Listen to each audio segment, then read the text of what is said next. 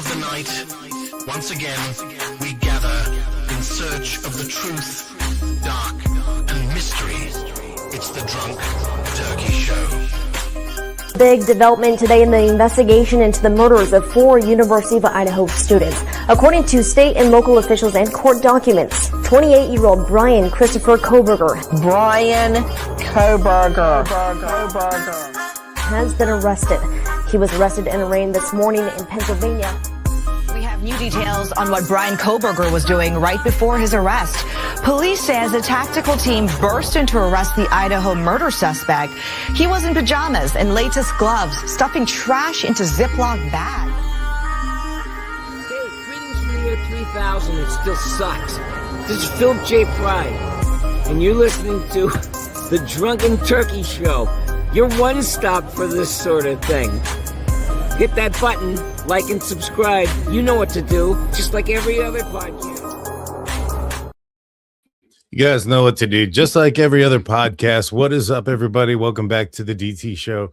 I'm Daniel, and tonight we're going to be going back into the Nancy Guthrie abduction.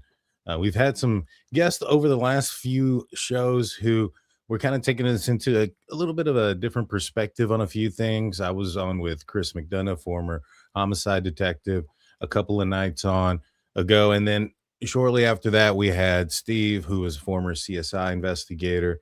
And then after that, immediately, I went to Jen Coffindaffer's channel, and I was a guest on her channel, and she's former FBI. So we've talked extensively about this case for those that have followed me on all those episodes, and kind of getting a better picture and a better view. And I think tonight would be a good night to bring on a friend of the show who's an expert in psychology, who maybe perhaps can help answer some behavioral questions when it comes to the suspect. So without further ado, let's bring in our guest, Dr. Jaime Vona. How's it going, doctor? Hi, I'm good. How are you? I'm doing good. We had a good day today. We did the we were celebrating my dad's birthday earlier, and so he came over and we did a wood fire pizza in the backyard. Is he doing better with his heart and everything, I'm assuming? Oh yeah, 100%. He's doing really good. He's doing really, really good. Him and my grandfather both, who have had heart issues, and so they're doing well. Good to hear that. Yeah. So how have you been? Anything new on your end?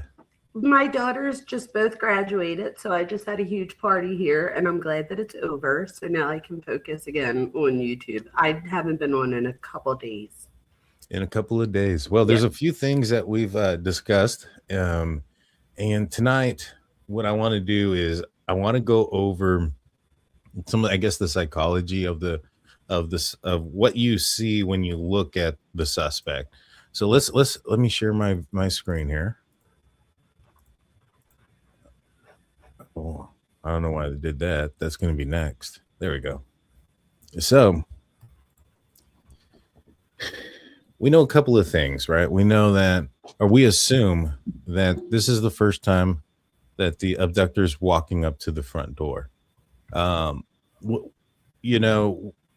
can assume at this point that Ms. Guthrie is probably still inside, asleep, and it's roughly anywhere between 1:30 but possibly or even as late as 2:15.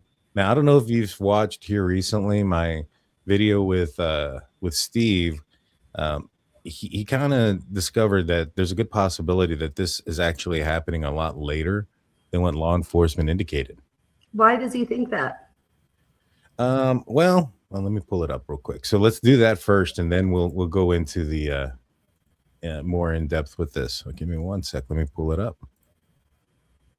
That's interesting. All righty. So let's put us on the side here. All right. FBI described suspect in Nancy Guthrie surveillance video as an average build of the height of 5'9" and 5'10". Now, Steve has given me the website. I need to go back and look at it. But what he did was he measured we took the width of the sidewalk, the measurement of the shadow, based it on the location of the moon at the time of when he's supposedly walking up, and that gives us a guess estimate of height. And so when we adjust the height for what he is, that gives us an estimate of time. You know what I'm saying? And I so, do. That's interesting. so when you back that up, so at here, this is at 2:10 a.m. local to, here. At 2:10 a.m. it's 72 inches, which is, I'm not good with what's 72 divided by 12. Well, 60 inches is 5 foot, so 6 foot. So that's 6 foot. So at about 210, so maybe perhaps, there we go, 60 at 71, that's at 212. And then at 70, it's at 214. Now he goes based off of the different times, and then he verifies it. Again, this is based on the location of the moon with what the shadows would have lined up with. And for the shadow angle, for it to have been, and to be at that angle, it would have been around 2:14, 2:12 in the morning. That's interesting. What do you think? Do you think that's... Well, I had Chris McDonough on. Yeah. And he sent the video to somebody that does some stuff like in astronomy or in college, and they came up with the same answer. Wow, that's interesting. Now, one of the things that kind of popped up in my mind, let me pull it up real quick, because to me that tells me, all right, well, if they're playing with the timeline, is there like room to play with the timeline, right? Because when you do that, when you play with the timeline, you can kind of get into a situation where you have people who are looking at their cameras, right? And so here they say that at 1:47 the doorbell disconnects, and that at 2:12 software detects a person on camera, but no picture or video or anything's available. 2:12 is the time that Steve's kind of estimating that could be him walking up. Now, how can they maintain this timeline without, with maybe perhaps misleading the public? That way, if somebody were to come forward and say, hey, you know what, I committed this crime. One of the questions is like, all right, well, what time did you show up? What time were you walking up there? Right. And if they're like, oh, I walked up there at 1:47 and it was really at 2 something, then it may not be your guy. Right. And so now what I'm suspecting is they probably have some sort of evidence that the suspect arrives at 1:47. I'm now. Well, the doorbell disconnects. Right. Well, that's what they're saying. Oh, I see. Now, in order to maintain this timeline without it, because like I said, what you endanger by misleading the public with a timeline is your tips, because you have people that are going to be looking out for vehicles at the wrong time, on their surveillance, on things of that nature. And so you want to maintain the timeline, but what you're going to want to do is possibly, and the only reason I could think you do this is if you don't have very much information or very much evidence. Let me rephrase that. And you're trying to keep things close to the vest. And if you're keeping the timeline if you're misleading the public with the timeline to keep things close to the vest, that's interesting. But my thought process is they probably have evidence that he was there at 1:47. He's got the gun in front of his like crotch area. You don't drive that way. So I'm assuming he probably had to get geared up there at the house to a certain extent, whether it was just putting on the weapon and the backpack or the mask or the gloves, maybe not the full complete outfit, but I'm suspecting that he had to put on some sort of gear. So maybe they do have some sort of information that puts him at the house at 1:47 and him leaving still at 2:28. That doesn't change the timeline of him arriving and when he's leaving. And what it does is that allows them to play with the stuff in between. So that way, if somebody does come forward, but I guess me and Steve kind of opened the lid on it. But that's the only thing I can think of. And the thing that bothers me about it is if they're doing that, that must mean there's not very much evidence left behind. And what else would they, what I mean? What other things, or, Well, they're not giving out a lot of information. They've kind of kept a lot of it close to the vest. So I think I think that it's and maybe the math is a little bit off. I just found it weird that two different sources or two different places, and you can recreate it. You can put the moon back in the position where it's at on the website and the whole nine yards. And he went out and he tested it on himself. He took some pictures of himself and measured it out, and it was within, I think he said, like a 2 to 3 inch margin of error on height. Wow. And so if you just do it backwards. If you have the height, you can determine the time. That is interesting. And so that was the most recent thing that we've kind of looked into. And again, I'm not saying that this is for sure it. The math is mathing up to this. Uh, and like I said, you can still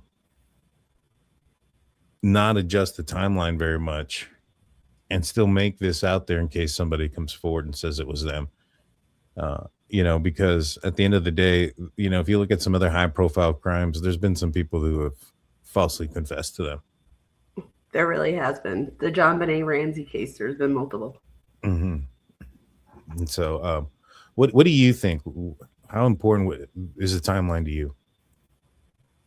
Well, that's what I was going to ask you, because investigative wise, I'm not sure. But as far as like, I don't like how that it doesn't make it look like the investigators are being honest. And that just says to me, somebody who's not in law enforcement, that just makes me think like, well, what else are you not telling me? Or what else are you, so it doesn't, for me, I don't like the whole lying thing, because so I would say, did the investigators know, are they mistaken?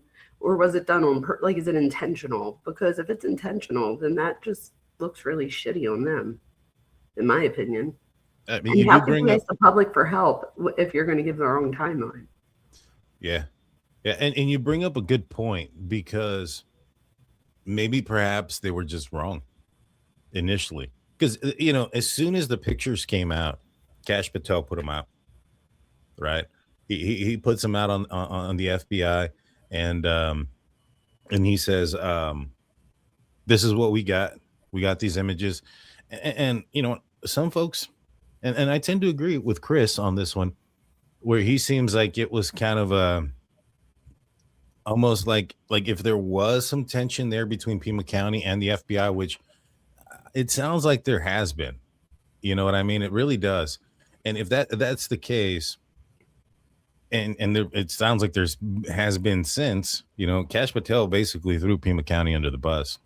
But with that being said, it does sound like, all right, you're not putting anything out there. You're not doing anything. We are. Here's what we're doing.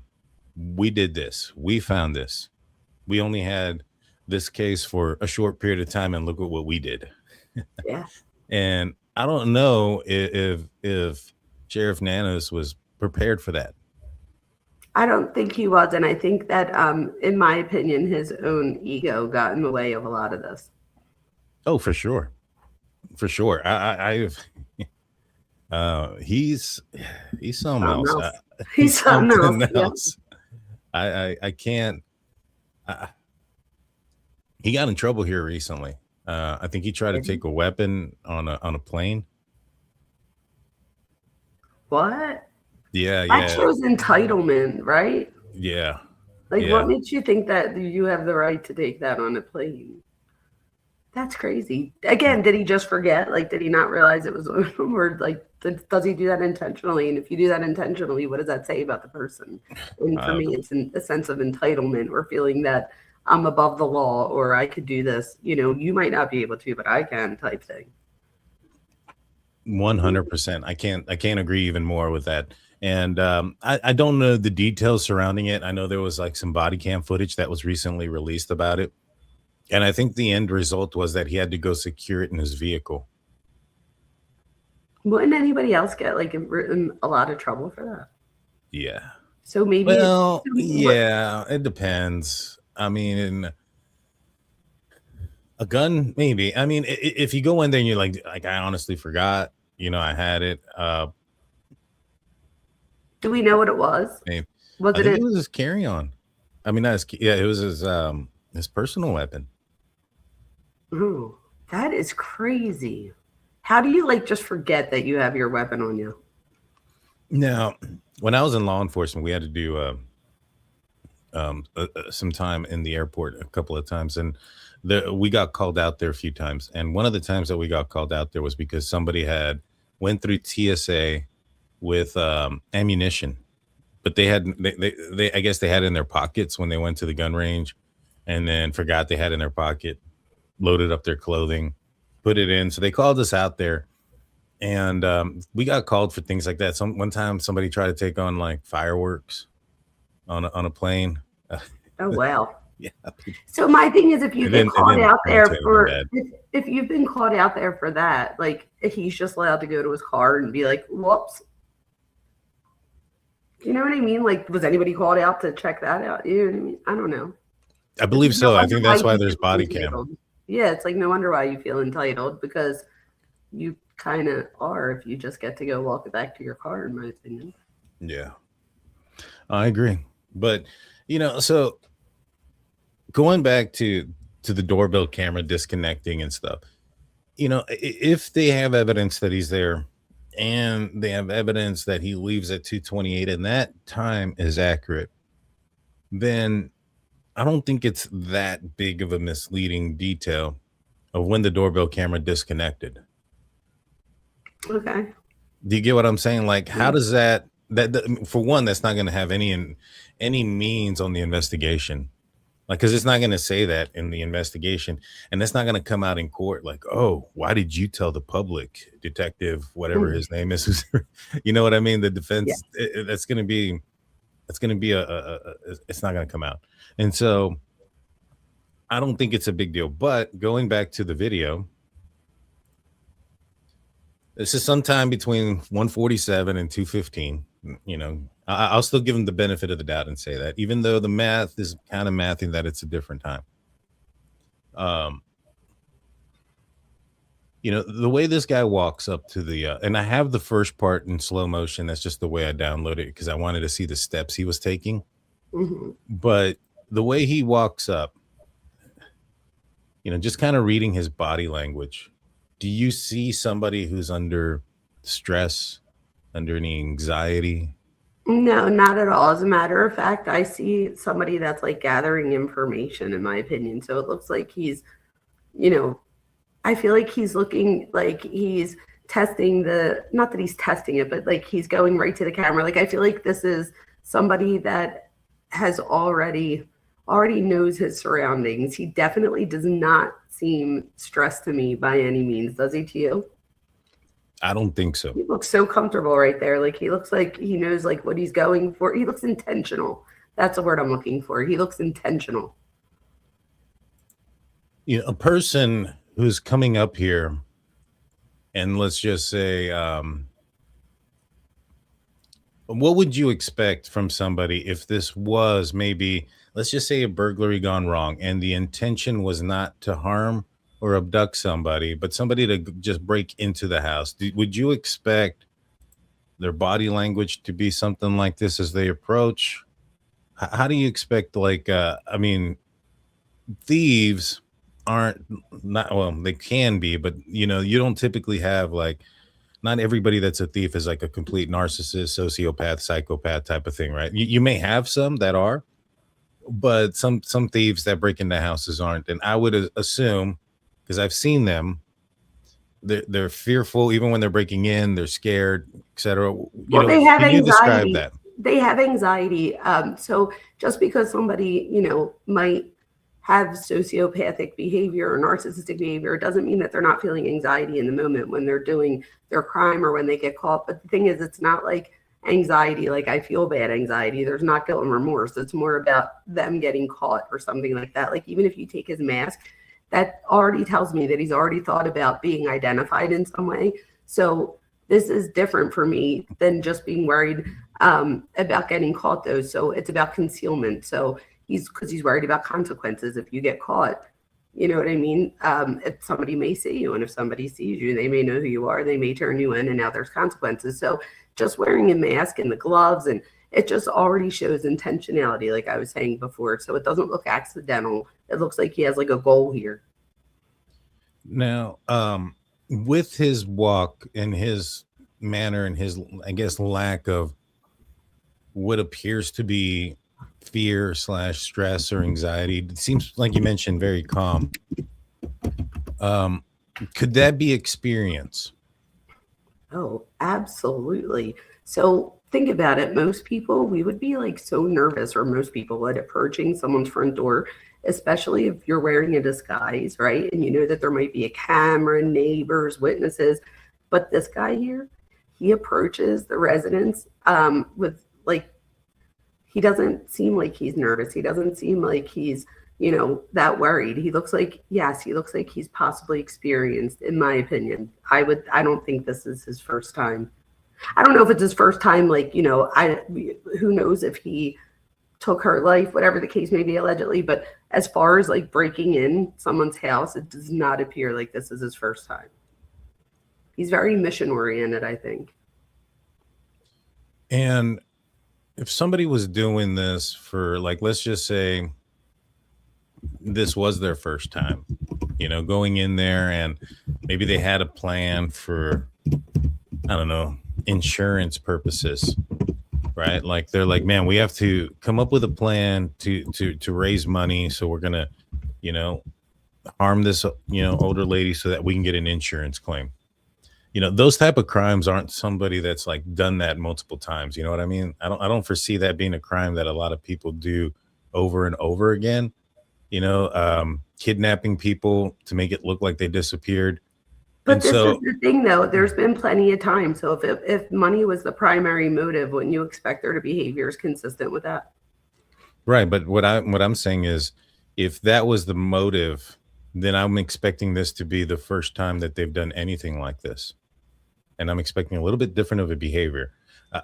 For what I'm trying to say is, like, if it was the family, like Tommaso. Okay, that's what I was going to say. What are we saying here? Because if it's not just money, because you could have somebody that wants a ransom of some sort. So we're talking more of an intimate thing then, which Right. well, I think that if you're going for money, that you could still be experienced on one hand. But if you're looking at like intimate, like family violence, then yes, then that might be a first time offender.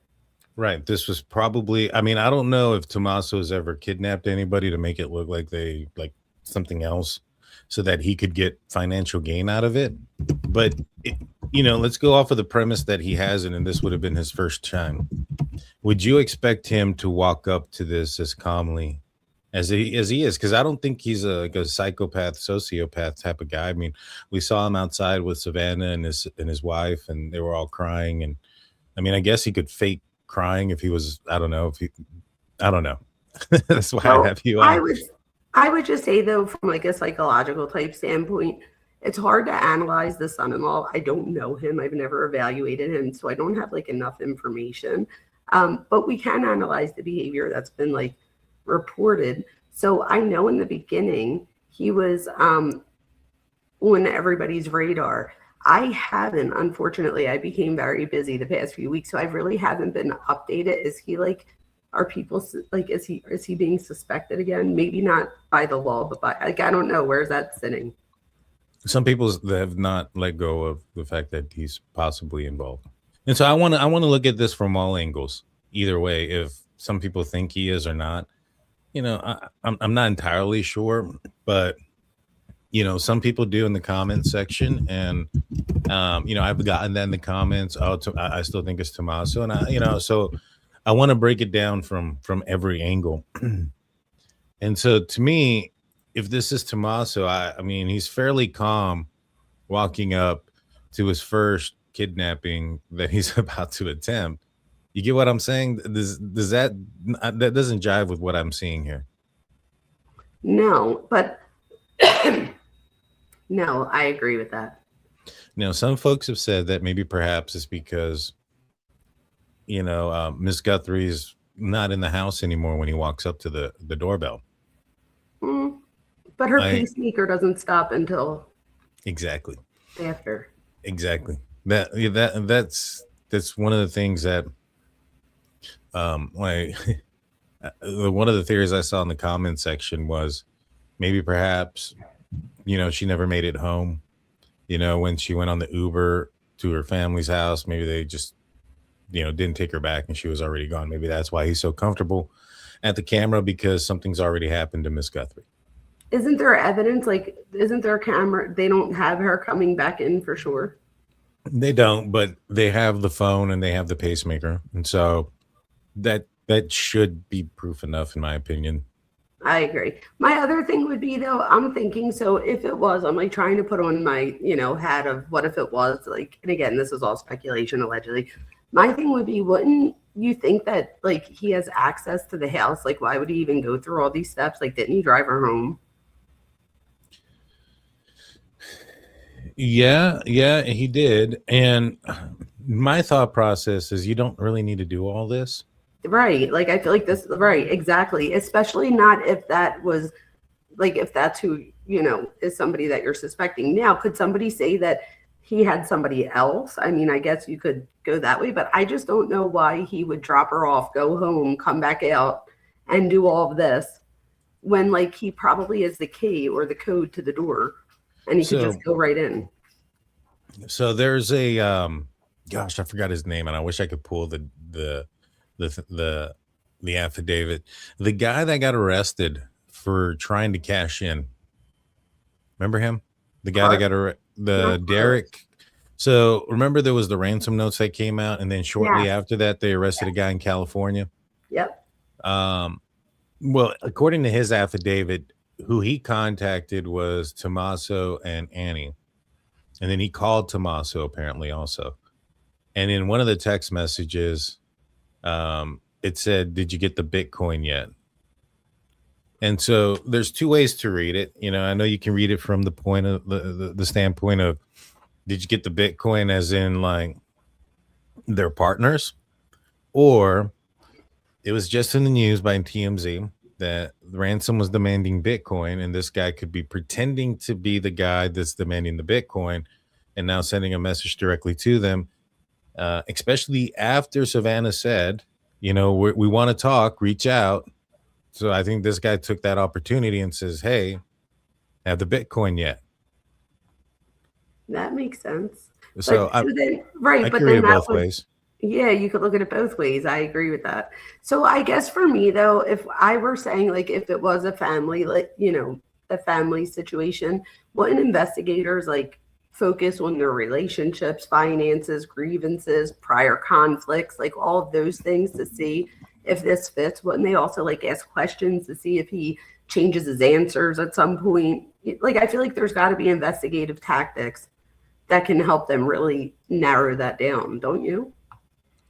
I agree. I 100% agree. They took their phones, I'm assuming, they because I strongly suspect that law enforcement suspected them at one point. But just because law enforcement suspects you at one point doesn't mean that you're the suspect forever. I mean, there's a lot of cases that we can look into where law enforcement suspected somebody early and the evidence led them somewhere else. Everything from Delphi with Ron Logan and Keegan Klein that eventually led to Richard Allen, to even the Idaho case where the mayor came out initially and said that he thought this was a crime of passion, so to speak. And come to find out that wasn't the case, because the evidence proved that Jack DeCore wasn't there. He was at his house. And you had the white Elantra that was driving by, and then DNA from an unknown suspect on a knife sheath that was left behind by the perpetrator. So all that ended up leading to Brian Koberger. So just because they may have been suspect at one point, or maybe not even a suspect, but a person of interest, doesn't necessarily mean that that can't change. And at this point, law enforcement has said that they have cleared them. I'm going to go on that assumption that they have, but I'm not going to turn my back or not listen to what people say, because I think if you get closed-minded, you can get yourself in trouble. 100%. And so I'm not going to shy away of the avenue of, all right, let's ask the question, what has to happen for the family to be involved? And does the evidence fit? You know what I mean?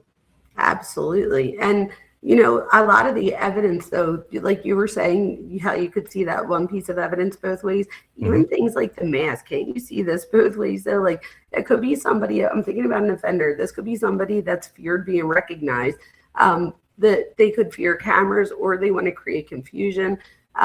They may want people to think they're a stranger. Like, there's so many ways you could look at this. So on one hand, I'm thinking, like, absolutely, this would make no sense to me. You could say that if you were a first-time offender and you were trying to think about, like, what I would do or in this situation, one might think that this is, everything you would wear and stuff if you're doing this. But for me, I personally, I don't think that this is the son-in-law. Just like, I feel like this guy looks like he's done this before. He looks like, unless something about the son-in-law that we don't know about and he doesn't, but I don't think there is. So other than that, this for me looks like somebody who's done something like this before. I don't know if they've gotten caught, but they definitely look comfortable doing this. I agree. And so. And why the whole backpack and stuff? You know what I mean? I don't know. Well, that's the part that really begs a lot of questions. There's a lot of questions here, and we'll break them, some of them down one by one. I want to say welcome, Catherine Ford 4065 to the membership. Appreciate you. Thank you, guys. When you become a member, you get access to our Discord. After the show, I'll drop the Discord link in the playlist. You have to be a member on YouTube, and then you can become part of the conversation on YouTube, on our Discord. So I appreciate that. So, if this was, so yeah, and I think this is definitely that night as well. Mm-hmm. Some people have questioned whether or not this might be a different night, and that we don't know which video, there's not a time or whatever. I'm definitely on the opinion that it is because of the flowers that are found, or the plants that are found underneath the door. So it's definitely that night. That's what I was going to say. When you see in the pictures the next day, those flowers that the person grabs are like dead at the front right there. So that's exactly what I was going to say. So I think it is too. And then we're going to bring this up. I'm going to say that it's been classified by CERTIC as a wrench attack by proxy. Basically what that means, and I'm going to, what they're saying is that a wrench attack is where these, there's this organized group, and they get people to go and kidnap folks or do things for Bitcoin and stuff like that. There was apparently some teenagers that kidnapped and beat up some couple that was being targeted by something like this. I had Jen Coffindaffer on it, and she believes that that's what it is. That's what she's been saying, that this was a wrench attack for some time. And CERTIC is a man. I wish I had Jen on here, because she was telling me about it the other night. Basically, they're the ones who classify if, I guess, one of these are one of those type of situations, but it's not by law enforcement. So the wrench attack or whatever, right? Yeah. Would that assume that? I'm gonna bring it up so that way I can. Yeah, I was gonna say, just to be sure, but if that's what I'm thinking, isn't that I feel like if that's the case, that's something that I've said from the beginning was like if you knock or whatever, or if you act I don't know, if you cover, is this what I'm thinking? If you cover the doorknob and you knock, maybe they might think that the person broke down, or no, am I thinking the wrong thing? No, it's different. So let me see. Here it is. Yeah, tell me what it is, because I don't think I know exactly what it means. Yeah, no big deal. All these ads keep popping up. All right, here we go. In the digital age where information and power and security is paramount, wrench attack may sound strangely out of place, invoke images of physical violence rather than sophisticated crime, cybercrime. However, the wrench attack, also known as a rubber hose, whatever. Let me see. This is. I just want to see what it is. You don't have to. Let me get back to you. Well, wait, it says it right there, the understanding the mechanics. It's a metaphor. Wait, if I make it bigger. Let me make this bigger so I could see. Okay, so let me just say, it says the term wrench attack is a colorful metaphor that encapsulates a straightforward but potentially devastating method of obtaining sensitive information. At its core, it involves the use of coercion, intimidation, or physical force to compel an individual to reveal secrets they would otherwise keep protected. This approach bypasses the need for technical expertise, sophisticated hacking tools, or complex algorithms. Instead, it exploits the inherent vulnerability of human beings under duress. The attack is successful when the victim, faced with the threat of harm, chooses to comply with the attacker's demands and surrender the information sought. Interesting. Well, let's see. I think there was a situation. Oh, there you go. Where somebody, let's see. Yeah, I think this is actually Jennifer's. Oh, so it's like a cyber.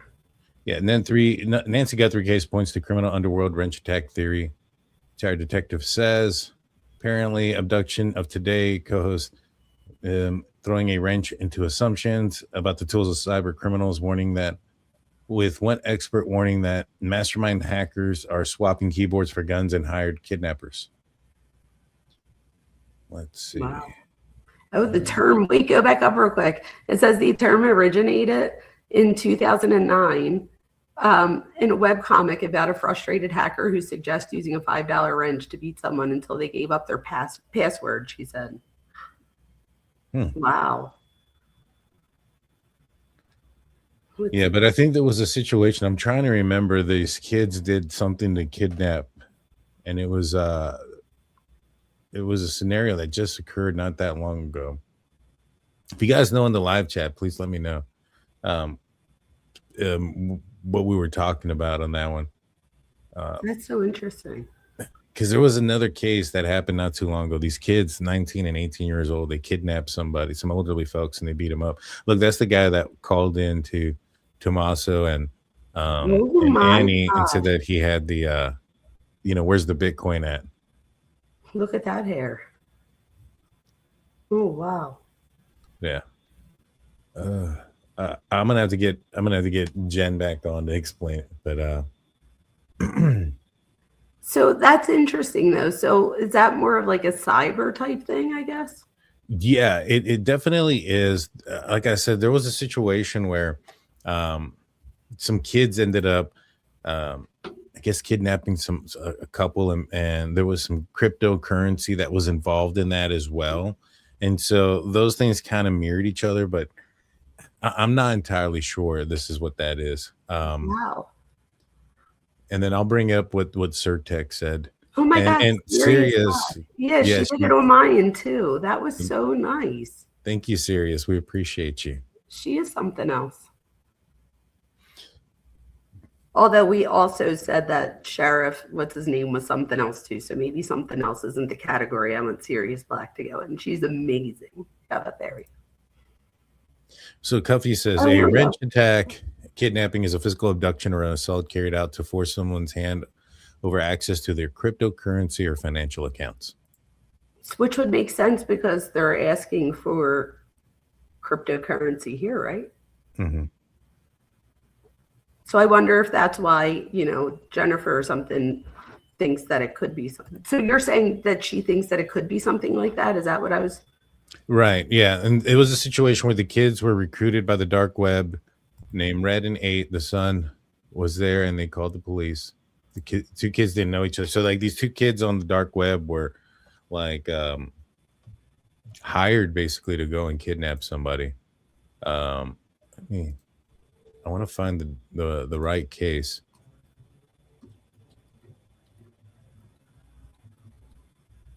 Hey, Army Vet. I haven't seen you in a minute. People are writing all kinds of good things here. Yeah. Here it is. Okay.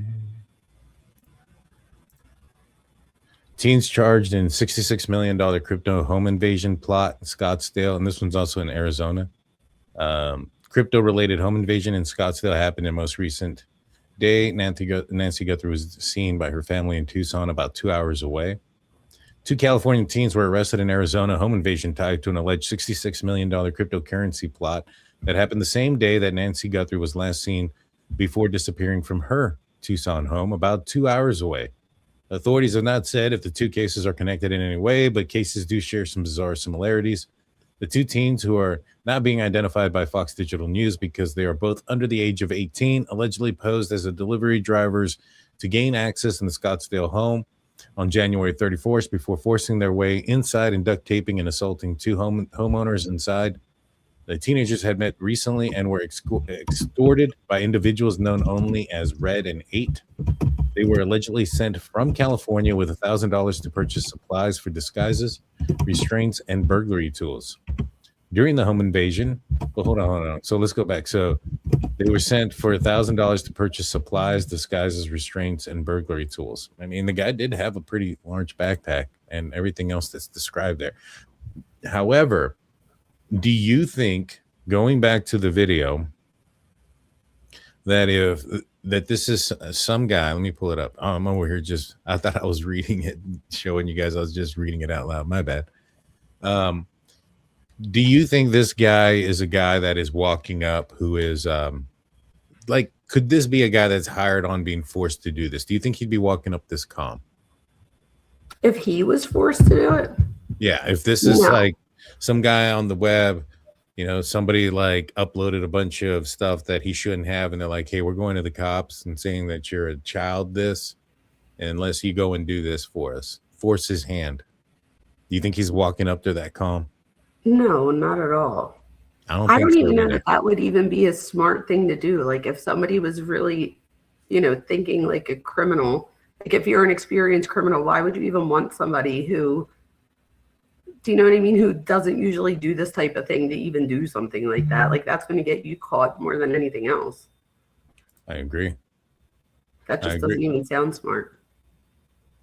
But it's interesting, though, to think about that wrench attack thing that you were saying. My only thing with this, right, that I'm thinking is, wouldn't there be wouldn't there be more evidence of it right now because it is a digital thing? Like, wouldn't you think? I don't know the answer to that. I'm just saying, as like an investigator, wouldn't you think that would leave more of a evidence trail? It could. It definitely could. I would have thought so as well, but they haven't caught the guy who sent TMZ the information about the Bitcoin that they wanted. Now, of course, it could have been some random Bitcoin that doesn't exist, but I think TMZ looked at it, and I think TMZ, what do you call it? I think they said it was real, that the account existed. Well, I don't know. This whole wrench attack thing is so interesting to me. Like the more I'm thinking about it, like I've never heard of it until tonight, but it did mention like using coercive control to get somebody to give their information. So to me, a wrench attack, a probably better term for it would be like a psychological attack, right? Because if you're using coercive control, you're using fear and intimidation to get information from somebody. So what type of person would have an interest in that? Do you know what I mean? That's where I'd be looking. Right. Well, I mean, these other kids were recruited off the dark web. So I'm assuming that if it's force and, they're either being threatened with like harm, violence towards themselves or family members, or threatened with like something legally, like, hey, we're going to put a bunch of stuff on your computer, or we put a bunch of stuff on your computer already. Police are going to come and find this. Your life's going to be over. Go do this. It sounds like it's hacking more of like the person instead of hacking a computer. It's like you're getting in and you're trying to find their weakest point so that you can hack them, if you will. And that's interesting. That is so interesting. Yeah, it's weird, but and these kids did it. I'm not sold on it being that, but let's look up real quick the Certec, because Certec, who is Certec? Oh, people are saying that VPNs might make it untraceable. That's true. So I'm just going to do a little quick search on what that is. Certec and wrench attacks. I don't know. I'm not like, I guess here's Certic.com. Oh, I guess they're just a company that does things That's interesting. to protect. I get. I get what. Okay, I get what this is. So, Certec is kind of like life. Imagine LifeLock. Like if somebody like famous, had their identity stolen and a bunch of things taken away, and then LifeLock comes in as an advertisement saying, "Hey, you don't be like this person. These are what happened. Don't lose your money like such and such." I think that's what this is, because it's saying request a quote. Here are the products, solutions.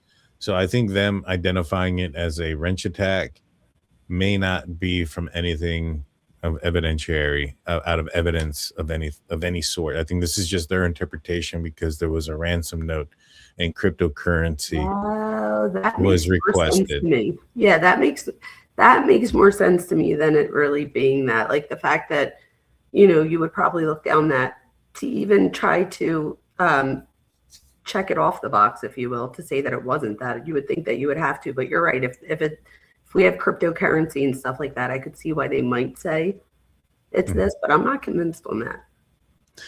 I'm not either. And so the actions or the behavior of this guy, it doesn't scream out somebody who's being forced to do this, is essentially what I'm trying to say. Not at all. I don't think so. And then, like I said, what comes to mind is that this guy is either he's comfortable. Now, what would make him comfortable? Do you think that, is there a possibility he's already gone inside? No, I think that it's somebody that's probably done something like this before or has prepared for it enough that they're comfortable. So they have enough, familiarity, I guess would be the word, with the scene or with the actual doing of the crime. What do you think? I think that's most likely what it is. Now, even if, see, here's the thing, even if you've done this a couple of times, you're coming out on camera right here. You're walking up to a device that's designed to alert somebody's phone. Now, whether or not that alert's going to wake her up or not is not to be known. And I think that an experienced person would probably know that. And yet he's still walking up there nonchalant. I would assume somebody would want to be quick, move a little bit quicker than what he's moving. And he's not.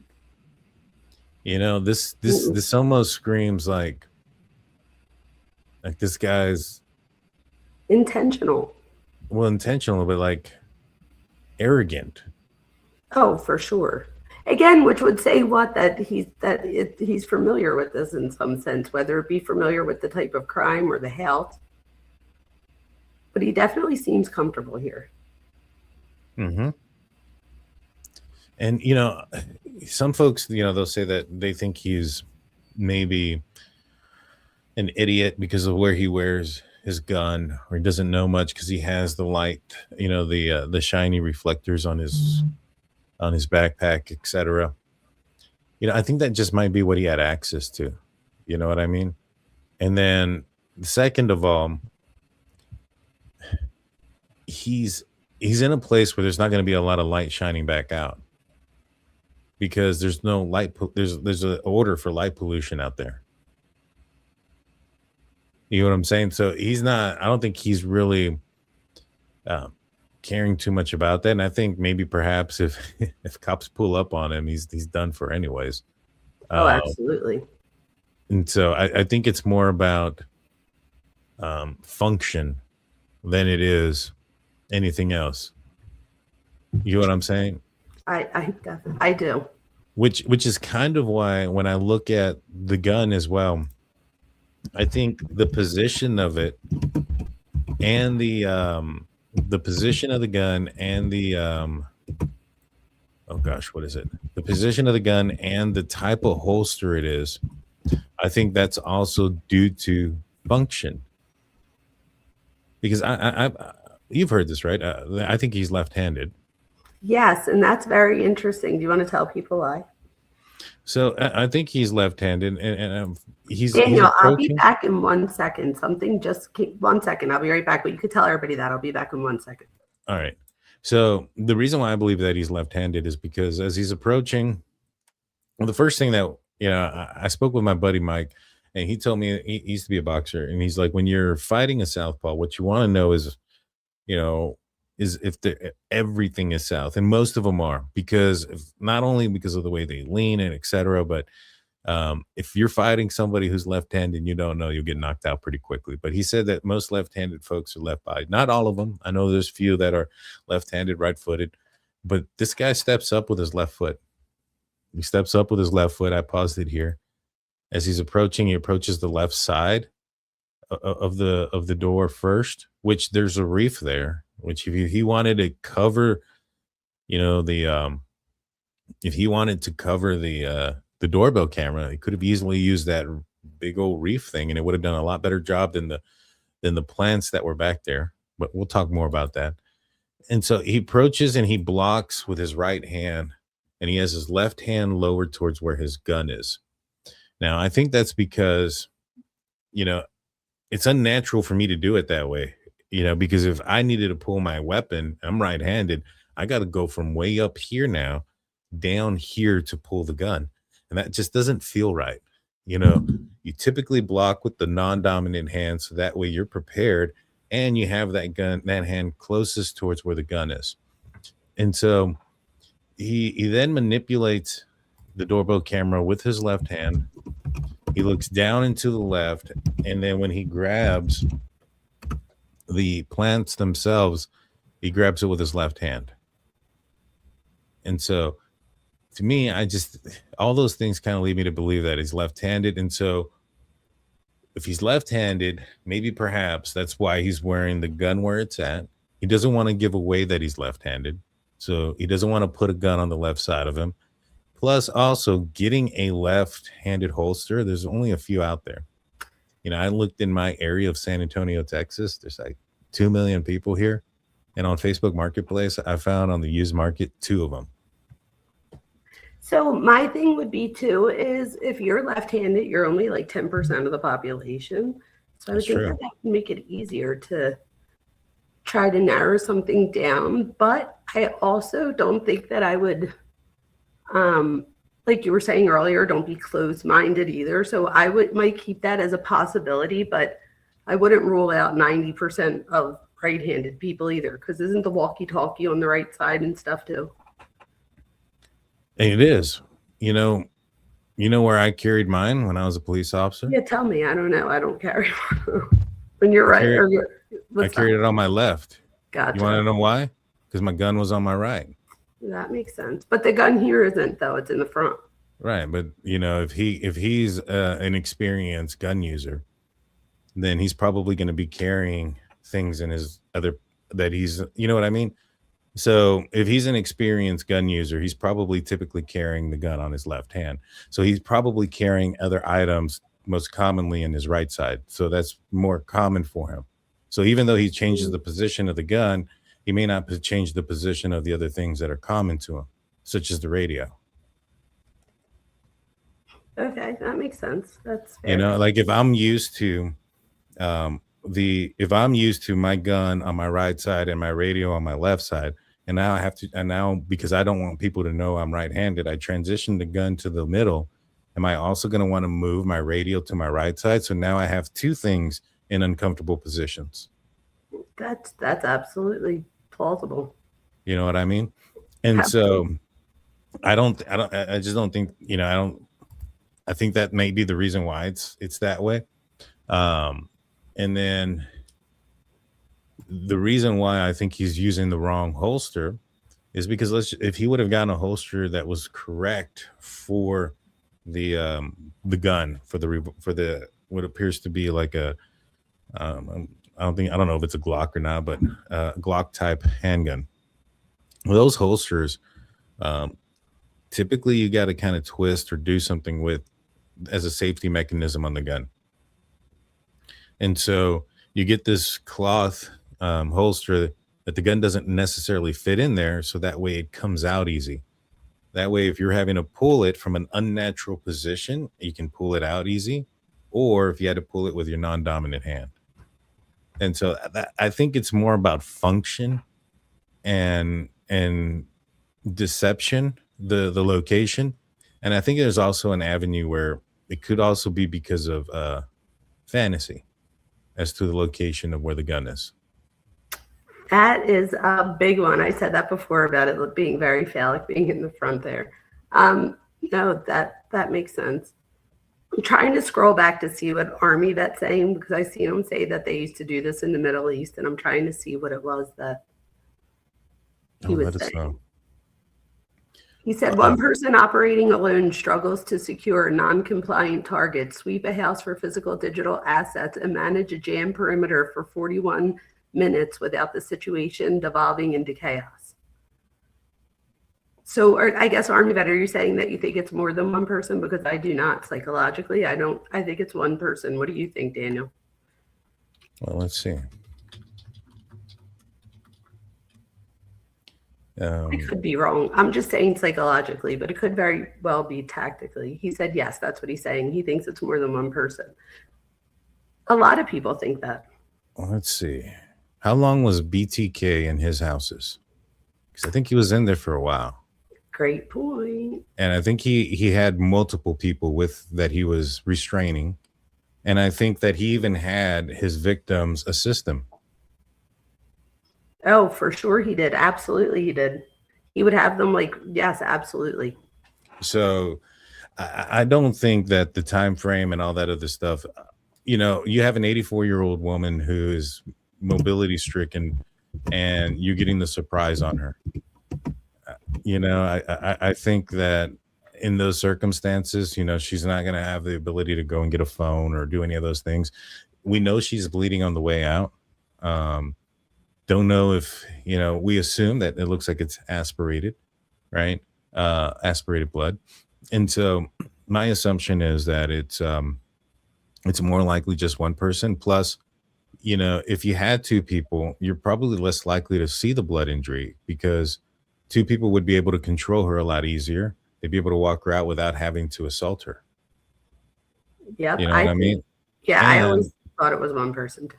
And you also had the back door propped open. If you had two people, you don't need to open the back door. And if you had two people and you were propping it open so that you can carry her, then why go out the front door and leave blood? Oh, I agree. And also, what would be the chances of people keeping it secret? I always feel like it's bad enough. There's no leads here, right? So it's hard enough for one person to keep a secret, right? But if they have a reason to, that, they don't want to get caught doing something like this, but to have multiple people keep that same secret is just so much harder. And then if somebody disappears, let's just say, because some people say, well, maybe they killed one of them.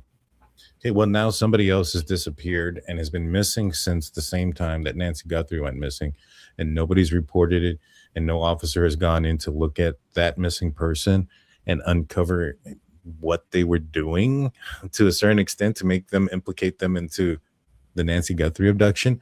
I don't see those dots. I see those dots being easy to connect, especially when you have resources like the FBI coming in. I think those dots should have been connected by now if that was the case. And also, I think it's important that I will just say that the absence of evidence for a second offender isn't evidence that one doesn't exist. I just personally don't think that a second person exists. I don't either. I strongly don't. And I think this is more fantasy, and the fantasy doesn't always have to be sexual. It could be revenge, whether that's hatred or something of that nature towards Savannah. But and I don't discredit or say that it's not, because we don't know. We obviously don't know. I just haven't seen any evidence right now that leads me to believe that there was two people. The back door being propped open and all those other things kind of lead me to believe it's just one person. But if they came out and they said, hey, we did a black light test on the blood and we saw shoe patterns for two different footprints in blood, then I would probably be at that point, you know what, that's evidence to believe that there's two people involved in this case. But until I see that, I'm going to go off the assumption it's just one for now.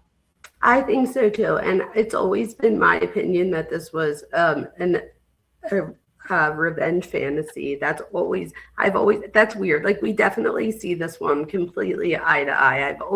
And again, this is just my opinion, but I think it's important to remember, because then people would say, well, why not go after Savannah if it could have been something like that? But the offender doesn't always target that person. They might target somebody that they think is going to hurt them most, or it could just be that Savannah's not as easy to get to. She probably has a ton of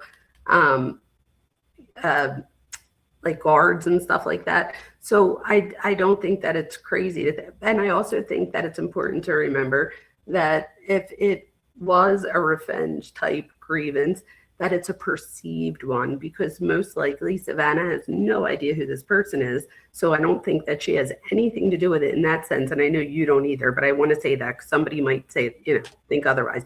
But I do think that this person knows Savannah. I just don't think Savannah knows them, if that makes sense. It's like a perceived grievance, so it's not real. It's just a perception. I agree. I was going to say, I think this person may know them, but they may not know him. Now, this is the other thing. So a lot of people were under, the thought process that when he's walking up, it's a different night. I saw something. You notice these lights in the background here? Right. And so when you press play and you minimize the image, those lights are still on back there. So, but could somebody say that there's somebody's like house lights or something and they're always on? I'm just trying to play devil's advocate. Like, I think it's the same. Well, for one, there's that whole light pollution thing. So they're interior lights. Oh. So they're inside lights. That's the first thing. Two, there you go. That's important. We would have to believe, or these people would have to be folks that kept their lights on inside at this odd hour of the night on 2 different nights. Did he just get lucky that the person had the exact same lights on in the house at the at late at night on 2 different nights? It's more than one light. So it's not even like somebody that keeps like their kitchen light on. Like, if they're inside lights, then they would have to be the same 2 rooms. So I agree with that. So, good observation. To me, because of that, because you're absolutely right. Multiple lights on in the same house, the same lights on in the same rooms. The likelihood that this guy comes and that house is rocking out on those same houses at that time of night, I think the chances are light. So Holly says that those lights are always on that house, according to streamers who were there night after night. So that would be interesting to know, though. But I still think it was the same night, because didn't we see other things like the moon and stuff? Like, there were other things other than those 2 lights that made us think before. I just haven't reviewed it in a long time. These lights here, or these are actually reflections. Right? How do we know that? Because they're windows. Okay.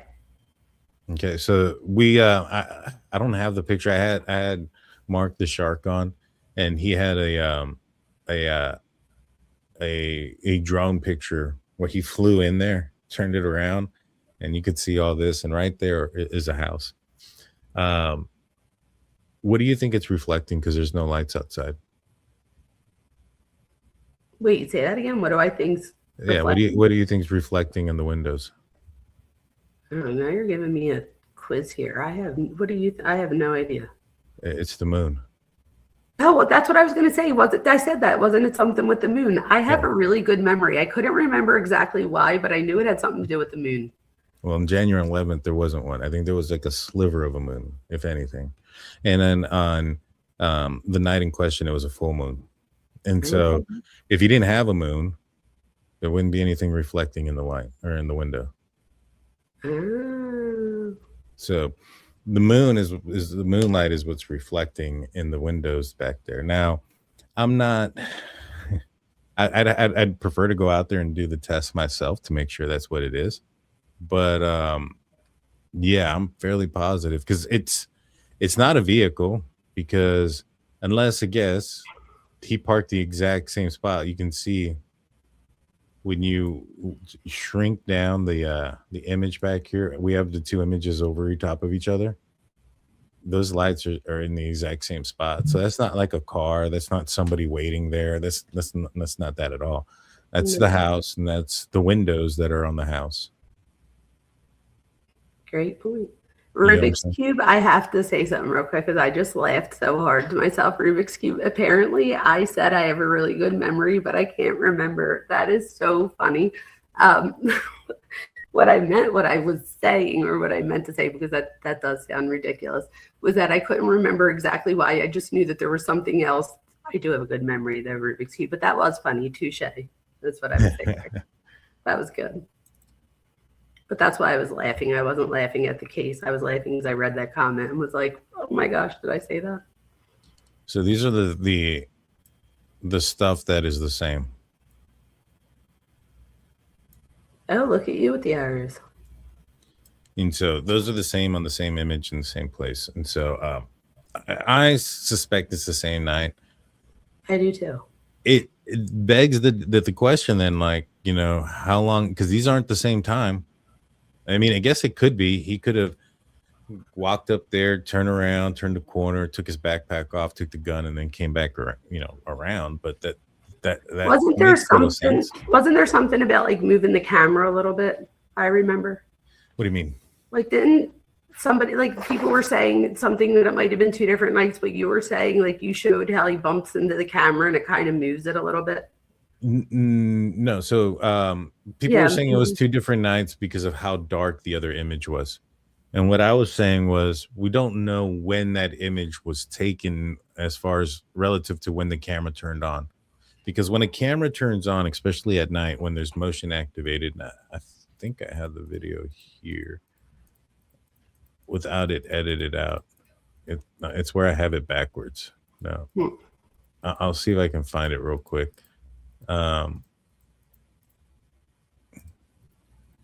And basically what happens when the camera turns on is it blinks and then it loses like focus, and then it focuses in. Sometimes it gets really bright, sometimes it gets really dark. And I don't know if that's in that moment when that is happening, is that the light is being activated. Here it is. You're going to see it here in a moment.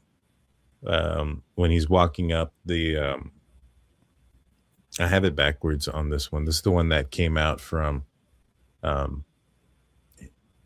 think it was on Twitter or something like that. Right?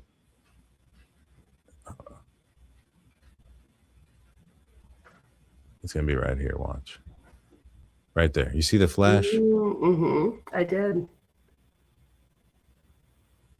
That flash is when the camera is activating. And so it's bright, it's dark.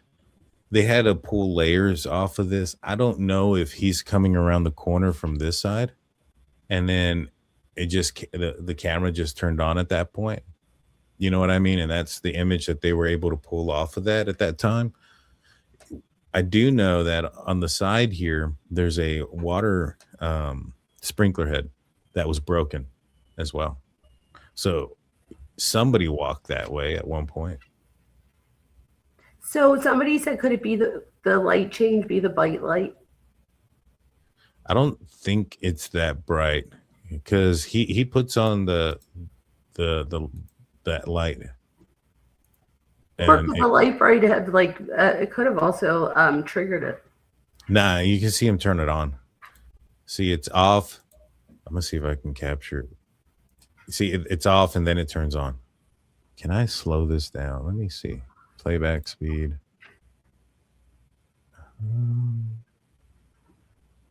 I wish I could, but there's a moment there where he's walking up and see it just turned on right there. See right there, it's off. Yes. And that's right before that flash. So it's like a motion sensor? It's a motion sensor. It's a motion light. Wow. And so I don't know, like, if this is what's happening here. So you can you could say it. Look at that. Perfect. See how bright it was and how dark it gets. So I just don't know if that's what's going on here because it's brightening up. It's getting darker. There's a lot of things that are going on here. You know, I don't know. Either way, I would say though that like I think, I mean, would that really matter either way? Do you know what I mean? Like, what would that? Well, I guess if he was there more than once, that would definitely say something about an investigation. But for me, I think it would be all the same night, only because I'm thinking it's one offender and that it's probably a fantasy revenge type thing, in my opinion.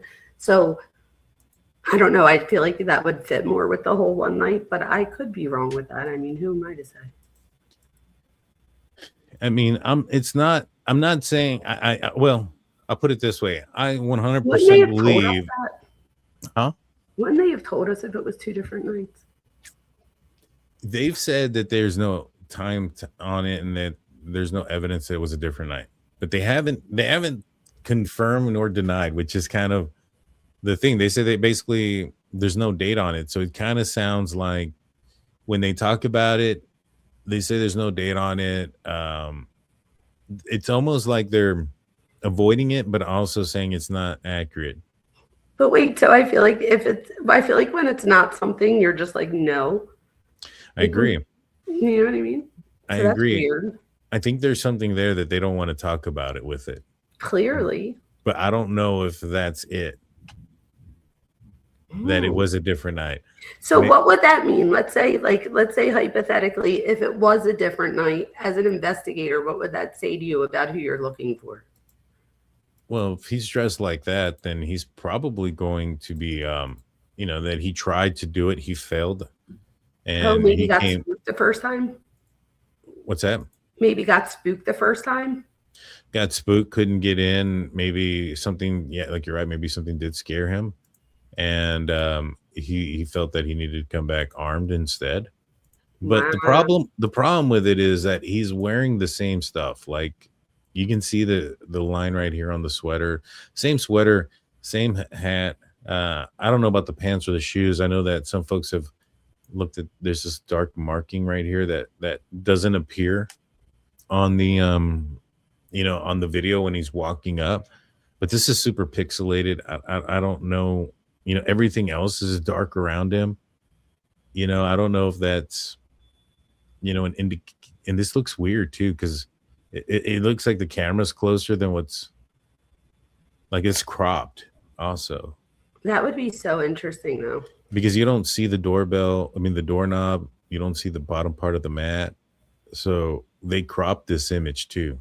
I wonder why. I wonder why I guess, would they not know if it was from the same night? Is that what they're saying? Because why, like, that's just shady. See, look at how much you can see. Look at that. you get what I'm saying? They cropped it out. Oh my gosh. I wonder why. What are they hiding? Well, they're not hiding anything. They're hiding it from us. But why? Why is this so cropped out? And I feel like by telling us, that is such a clear picture. And that's not like edited at all. No. Wow. Not by me, at least. I don't know where I got it from. I got all these pictures from a bunch of places. I don't remember where. A lot of them were like verified, and I got them from good places. I just don't remember where. Yeah. Some of them I just got off of Twitter. That's so interesting. But yeah, that's super cropped out. I wonder if there's a bigger image. Maybe the one that I found was just this way. Isn't there usually like a date and time? Nowhere it says nest up in the right-hand corner. I feel like that's just weird to me that there's not a date and time on it, unless they took it off. Mm-hmm. Yeah. I don't know why they would do that. That is so clear. It is. Look at his face. I don't think I've seen his face that clear. That definitely looks like a goatee of some sort, and he looks like he has on eyeliner, in my opinion. I don't know why. I'm sure he doesn't, but his eyes are very defined there. Wow. I feel like somebody looks at that picture. I feel like somebody has to know who that is. I would hope so. I would think so. You know what? No, yeah, it doesn't. Never mind. I was like, you know what? No, this one shows more. And wow. It doesn't show more. It just shows less up here. Huh, interesting. So interesting. Because you can see the doorknob, the lock, the mat. So what would be the what would be the purpose of putting out a cropped version? Why would one do that? Because it definitely looks cropped. I don't know. Maybe he put his backpack and his gun down, and the gun down right there. I don't know why they would crop that. I don't Yeah, know. right? I don't Like, know. I don't know. I mean, unless, because if you would think, like, if they were trying to crop it to make it bigger, you could just zoom in somewhere. Mm-hmm. That's cropped, not zoomed in. Yeah. That's You're right. interesting. I don't know. Wow. And so going back to, like, this guy's, I guess, behavior, so to speak. I guess we can rule out first timer. We can rule out somebody being forced, right? I don't think the behaviors are of somebody being forced. Real here. quick, what you saying being forced, I was thinking of something and I just didn't want to interrupt before, but I was thinking about it when you were saying, like, about those teenagers or whatever. I thought about it and I'm like, they were recruited. So if they were recruited, you wouldn't just, like, I feel like if I was a perpetrator and I was trying, like, if I did put on that hat to say that it could be something like that, I feel like, I guess you would recruit a certain type of person. Like, you wouldn't just recruit anybody. So I feel like you would try to find somebody vulnerable that you could use something like coercive control. So I do think that there's a distinction between they were like, recruited as opposed to just any old person. And I don't think That's a we good really, point. you know what I mean? So, like, Now- you would have to recruit somebody that has a certain personality type or has a certain vulnerability that you can that you could use to get them to comply in whatever way you need them to. Right. And both of those kids were young, and young kids are vulnerable. I'm not saying that an older person couldn't be. No, but you are more likely Forced. when you're younger. Does this person scream to you that he's a younger person? Oh no, I still think it's probably a revenge fantasy. Which Just would be- kind of the way he's walking and bending. I don't know. Also, you have to remember, if it is a fantasy type thing, even if this like the person would be thinking of this over and over and over. So, like, this would definitely, it's not like this would have been rehearsed in their head so many times that it would give them also a familiarity. It's a good point. It's just so interesting. And so we were saying what we could rule out. So we said that it's probably not their first time. probably The not second one forced. was about the it had something to do with the Well, I would assume that the way they're acting isn't. This is probably somebody that's not like part of the family, I right? agree. Yep. I mean, if just feel this like was a there's- family member, There's no need to do all this. there's no need to do this. But, like, let's just say there was a family member who's like, man, we got to get her out of the house somehow. There's cameras everywhere. If we open up the garage door from the outside, it's going to be alerted that it was the outside, opening first versus the inside. So somebody's going to know that somebody came in. Even at that, I don't think you need to do all this. But still, let's just say they felt the need to do this, and this is, they're doing some sort of financial crime. Does their calmness scream that this is somebody doing something like that for the first time? No, I just feel like there's so many other ways that they could have done this as opposed to abduction. Like, she was an older woman. Like, I feel like if this was a I feel like there was just other opportunities or means, unfortunately, that they could have probably done as opposed to stage something like this.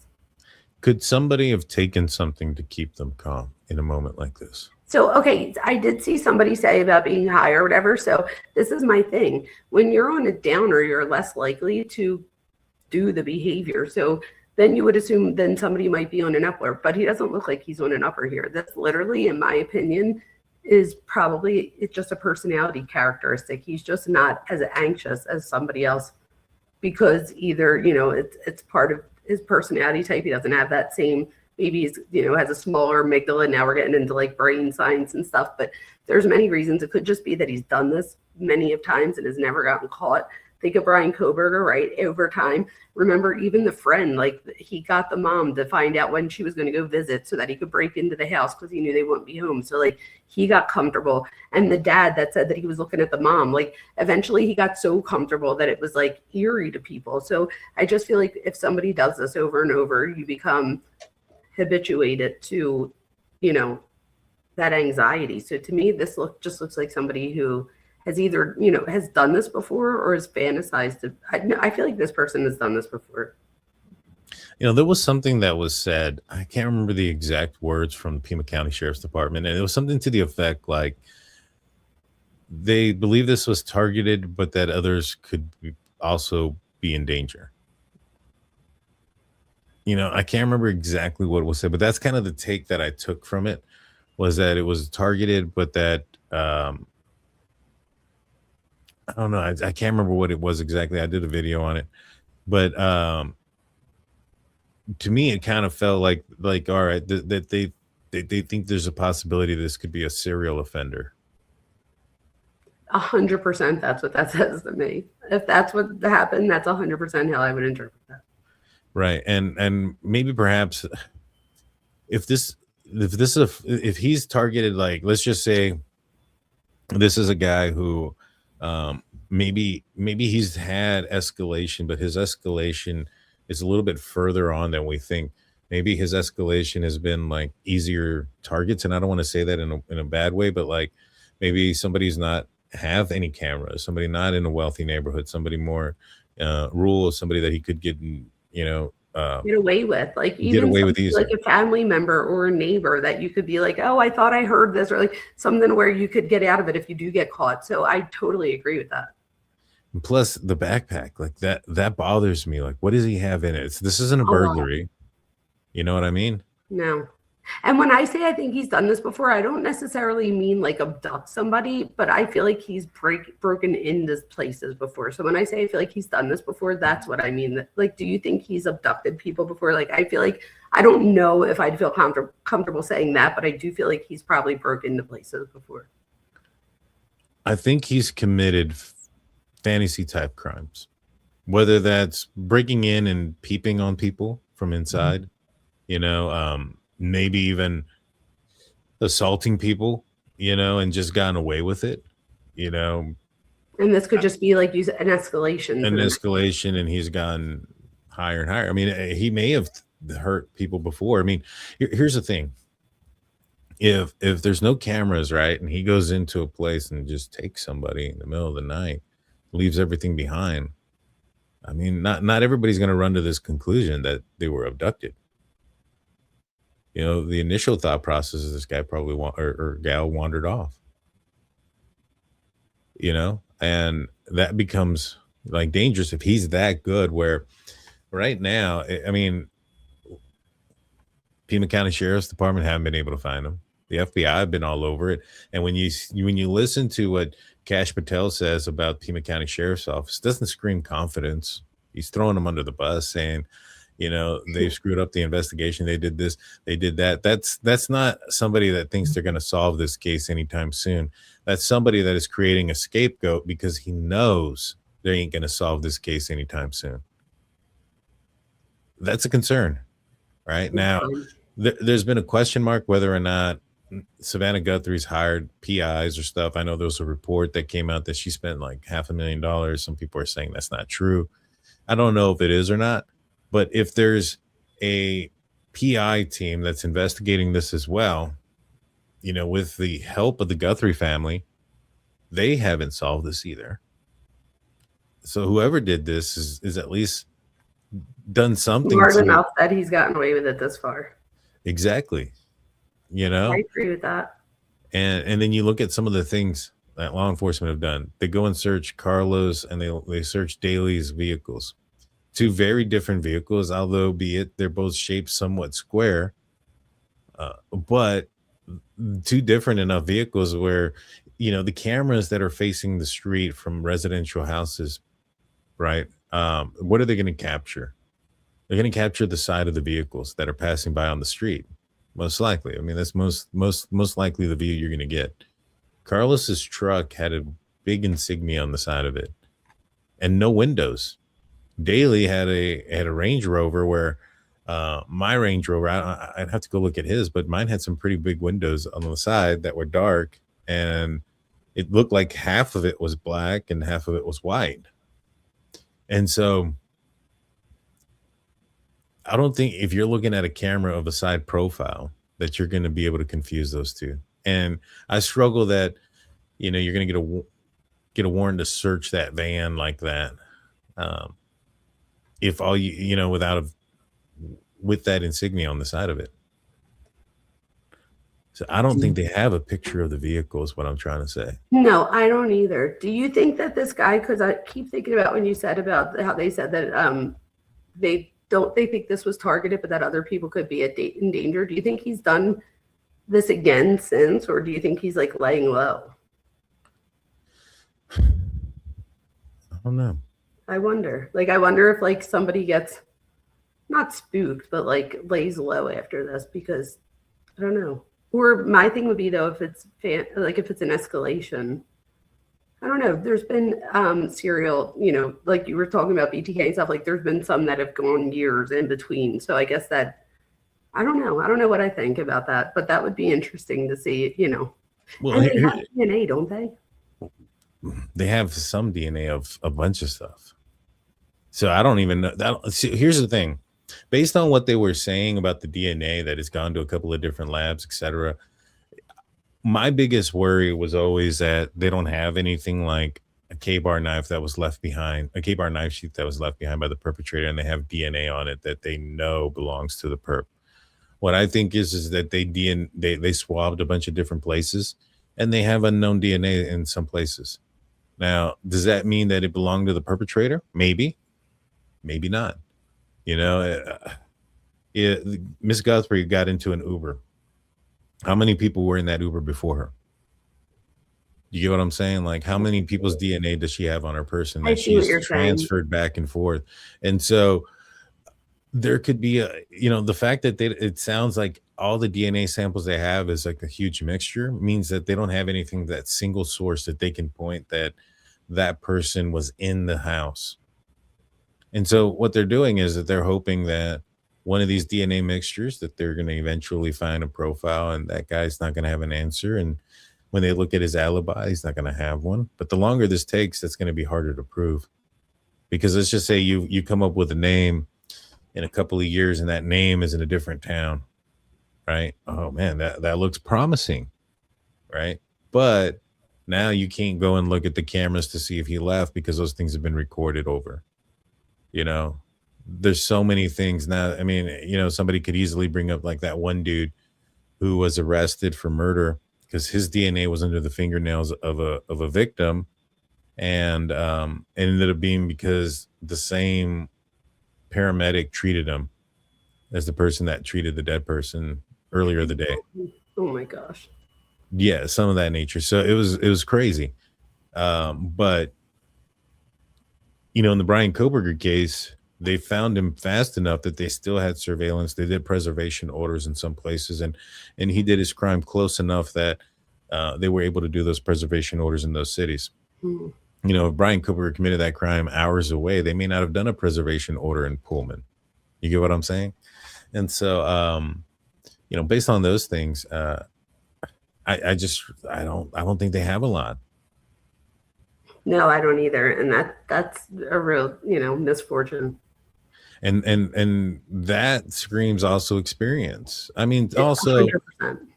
Also law enforcement kind of screwed the pooch a lot. Yeah, I feel like even if you look at the front door, this is just my opinion, but I still feel like they didn't even realize about the front door until Brian and said something the next day in the press conference. I feel like they were kind of like, wait, the front door, the blood, so I feel like I do agree. I don't think that they did as good as a job as they could have. I agree. However, even if they didn't do it right away, the FBI have solved cases, right? Sure. They don't get involved right away. They're not the responding party. They get called in days later, etc. FBI has been involved in this case long enough that we should, I would say, have an answer if there was one to get at this point. Sure. You know what I'm saying? Yeah, I agree with that. And so I struggle, and for somebody to do that and to be able to complete something like this takes a lot of planning, a lot of forethought, even planning for things when they go wrong, because things went wrong here. Criminals entry exit point is usually the same. The back door being left open, I think that says something, you know. Do And we know if that was open, like for sure, from the inside or outside? you can see it from the outside, Okay. but Like, but do they know if it was like, could it somebody? I'm just asking. Like, could somebody have gone in through the front door and opened it that way, or do we know that it was open from the outside? I don't even know if there's a way to tell. oh, if somebody, I don't know if you can tell. I just know that they were propped open. Um, but I would assume, like again, like if you went in through the front door, and most criminals, the exit point and entry point is the same, then there would have never been a purpose to prop open the back door. Mm. You know what I'm saying? So, the propping open of the back door tells me that he made entry that way and initially planned to exit that way. Again, you wouldn't leave the doors propped open using a tool to prop it open. It'd be different if you just left the door open, like Brian Koberger slid the door open. It didn't, he just left it there. In this scenario, he had to use something to keep it open, and he Which put would a make pot me there think that he would be going back out out the that same way. way. Yeah, that was his plan, to go out that way. And so the blood and everything else tells me that there was a change of plans, things of that nature. So I think he planned for some stuff, and even when things didn't go right, he still has managed to get away with it to this So point. interesting. Now, will he always get away with it? I hope not. I think eventually they'll find something. Maybe the DNA, they'll find that one little piece that they swabbed, and it's just going to take a while. And that's why I think Sheriff Nano says years. It's probably because they have to build multiple trees to figure out, and rule out people, because they might have a piece of DNA, right? They go and do this whole genetic tree and everything else, and then come to find out that person also took the Uber ride just before Nancy got in the vehicle. Well, then you got to scratch him off if he has an alibi. You know what I mean? So speaking of scratching people off, people are going back and forth in our chats. Have the family been cleared? People are saying that the family's been cleared. Yeah, they have been cleared by Pima County. So then we have to take that into consideration too, right? Yeah, but and some people will say, well, the FBI didn't clear him. I was like, well, so FBI is not lead investigator. The lead investigator is Pima County. Yeah, I think we have to keep that in consideration. It's kind of like in the Idaho case. The Idaho State Police never went out there and officially said that anybody else was cleared. Moscow Police did. Why? Because Moscow Police were the investigating department. That's their job. What is the possibility? Like, is there a possibility that like would you clear the family, and then like what are the chances that the FBI wouldn't clear the family after that? The FBI is following Pima County's lead. Gotcha. So they wouldn't like go above them. They could have their own investigation and stuff like that. Like, I think in Delphi, that was one of the issues that was going on, is that Ron Logan was essentially not looked at as a suspect, and some members of the FBI thought he was. And what the sheriff's department did in that case was said, all right, if you continue to, go down these avenues, then you're not needed. And they kicked him off the case. Wow. But in that situation, they had absolutely nothing. And in the end, it obviously wasn't Ron Logan. You know what I mean? Do you think that this is it's been what, like 133 days missing or something? Do you think that it's a cold case? Like, do you think it's going to be solved? I hope so. I hope so too. But what I feel like the more days that go by, the more I worry about it being solved. Yeah. But like I said, I've never heard, I'm going back to the FBI clearing, I've never heard of a situation where the investigating department clears somebody. Outside of Delphi, I guess. And the FBI, that was my question. That makes sense though, right? Like, if you're going to clear them, I don't know why the FBI would go above that unless they had like some evidence, but I feel like we might have known that already. Right. I've never seen that where the FBI is like, no, we've cleared, but they haven't. No, that's good to know. But there's so much, like, it is so unlikely that it's the family. I don't see how law enforcement would have a problem Like, I've heard some folks say, well, if this happened or that happened, I'm like, well, if those things happen, those are easy things to prove. If Tommaso lied and said, like, for instance, all right, I dropped her off at 9 o'clock and he really didn't. Well, that's easy to prove. You have both cell phones from Tommaso and Nancy Guthrie. Nancy Guthrie's um, phone was left behind. So, all right, you have her phone that's attached to the pacemaker. There's footsteps that are being taken. There's distance between the phones. You're going to be able to see Tommaso's vehicle from the GPS data and everything else that comes with it. And you're also going to see his movement correlated with his cell phone, travel with Nancy Guthrie's phone back to her house. Now, we may not have video or evidence of them walking in together, but that phone's going to tell us if he took it down with him off the vehicle. If he had it in his pocket and he gets there and he's helping her out and he's helping her get into the house, you're going to see both phones travel from the vehicle parked in the garage into the house, and her phone stay there. You're probably going to still see some movement there, her getting in bed, etc. But you're also going to have the pacemaker that's going to be putting her there at the house and his phone leaving the house. So that's the easy thing to determine right then and there. And then you also have, if they were doing this for some sort of like financial means, I think some folks are saying that, well, maybe they were trying to get rid of her for, insurance purposes. The blood outside is an indication that that's not the case, because if that was the case, all he had to do was, even if he went in there with a mask, just so that he doesn't get seen outside, he takes the camera off, then he goes in. What's the point of continuing the disguise? Just take the disguise off, walk into her room and say, hey, something happened to Annie. We need to go. Let's go. And she's going to go with you.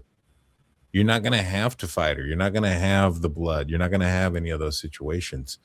You're going to have her willingly go with you. You don't have to keep the back door propped open. You don't have to do any of those things.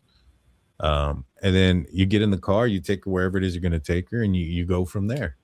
It just doesn't make sense to, the blood tells me that, especially at the location where it was at, it was the, leaving the house. That was a resisting issue. She resisted there. Why would she resist her family? She wouldn't. You get what I'm saying? And so it would be very dumb, if they try to, all right, we got you. We're going to kidnap you and we're going to do something to you, like at that moment of the door. And if they were that dumb to say something like that, they would have gotten caught a long time ago.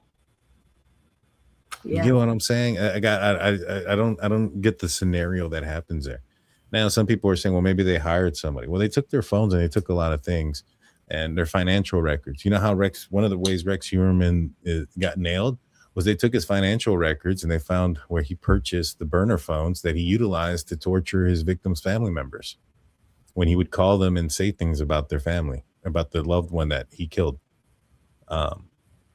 If they were in communication, if they had burner phones, if they had something, there's going to be some sort of, paper trail. Even if what you're doing is like, all right, well, they had to go, maybe they went and bought something cash. Well, that's how old boy bought it cash. What they did was they looked at his ATM records, followed the cameras, and there was a lot of things that go down. It's not difficult to find, if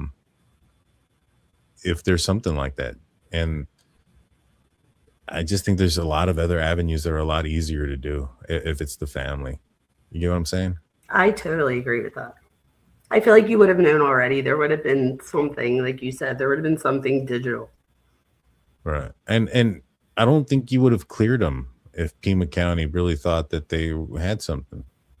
I do agree with that. And I think that there was a lot, because didn't it get to mainstream media people and stuff? So I think that they felt like they had to say something because people were suspecting him. And I think even Savannah, when they walked out, her sister and the brother-in-law, arm in arm, I think they were trying to tell people, stop saying that.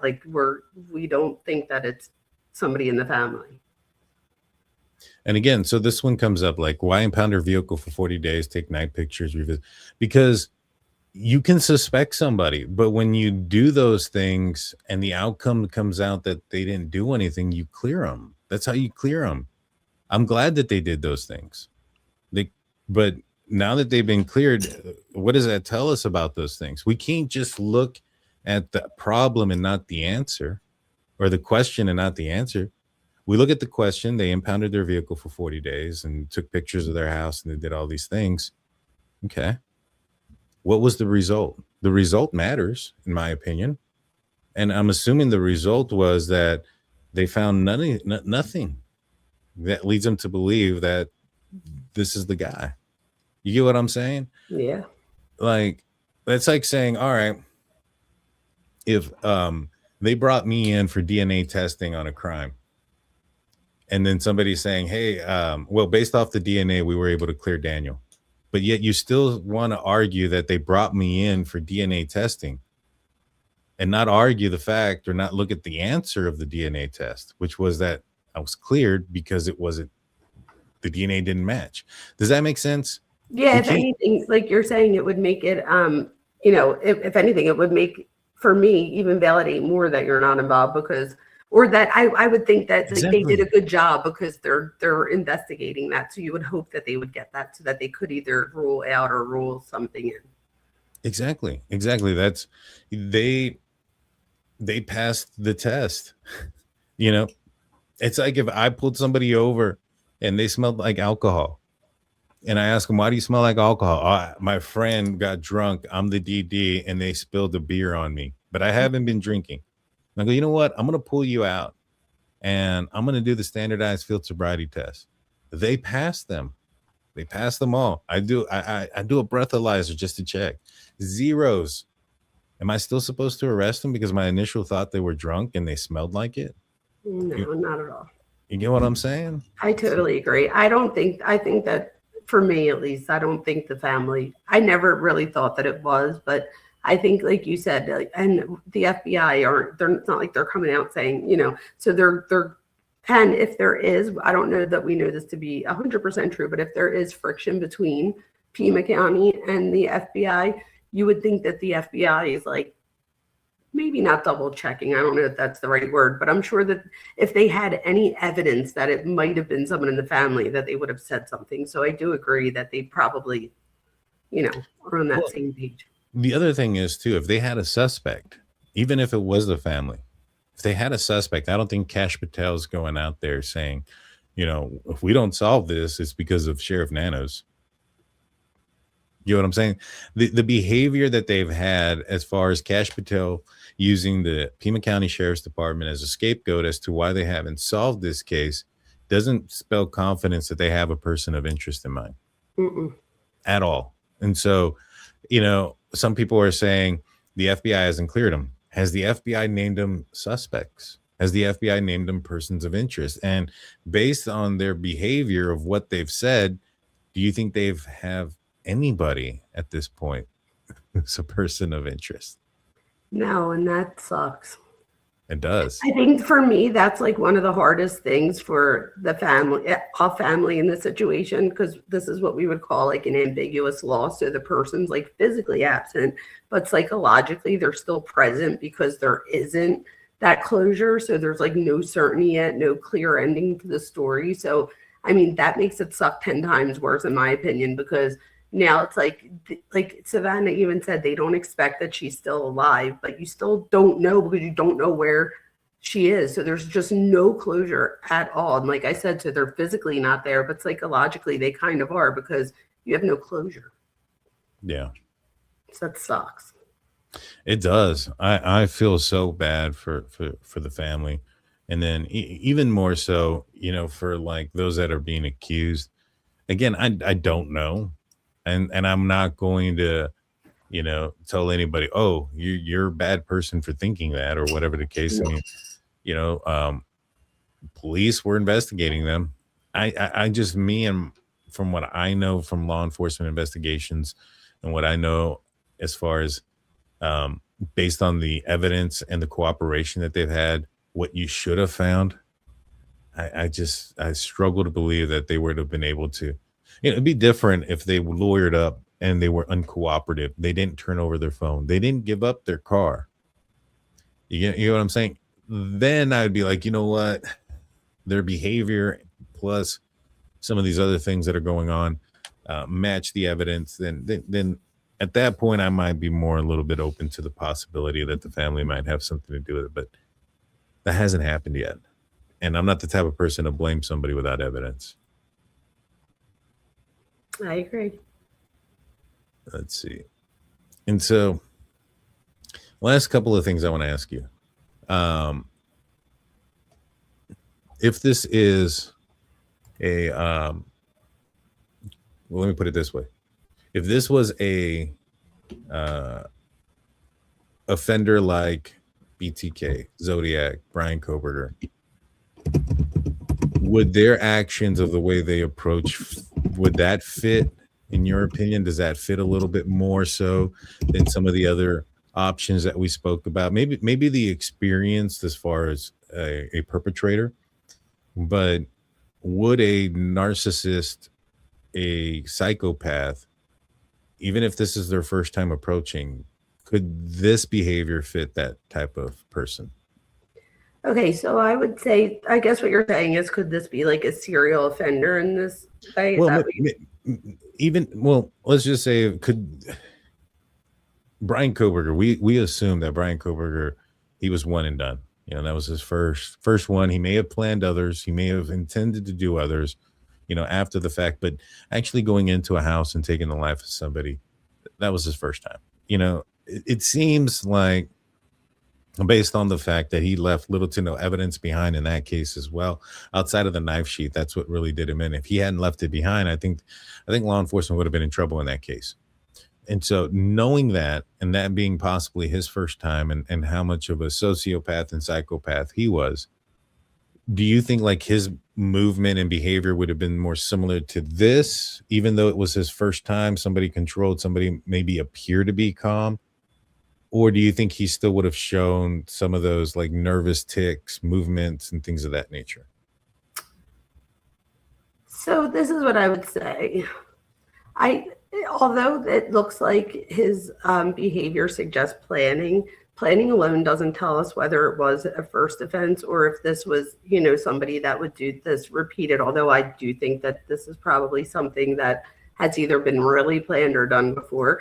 I will say this, we can't really say for sure, because even if you look at serial offenders, although there's like similarities in like personality traits, their crimes aren't always similar. So, but the things that I'd be looking for to see if it was somebody in that same type of category would be the repeated offending over time, which we just don't know yet. But if we ever do find that out, I would look for things like similar victim selection, because usually somebody that is a serial offender, and when I say serial offender, just in general, like if we're talking about a BTK or a Brian Cope or something like that, there's usually a similar victim selection. So they usually have like a prototype, if you will, of who it is that they're going after. So you would expect that same thing. You would also expect a similar motive, similar geographic patterns. For me, there's evidence of like fantasy driven behavior, which means that we're probably looking at an escalation across incidents. So I think that there's many things that we could be looking at. I do think that one of the things that we could say, or one of the reasons that it might look towards somebody that might have experience, is the disguise, the apparent planning, the willingness to approach the residents with such little anxiety, possible surveillance behavior. But I mean, you really can't say for sure, I do think this probably has been done on some level. This is probably an escalation of some sort, but I'm sure that this person has done something along the way that is making him less anxious about it at this point. And that could even have something to do with someone's personality, right? So, yeah, I mean, yes, but my question is more so like, if this was a psychopath or a sociopath, would you see a similar, would they exhibit anxiety, stress, and those type of behaviors as a normal person that doesn't suffer from those type of, psychosis?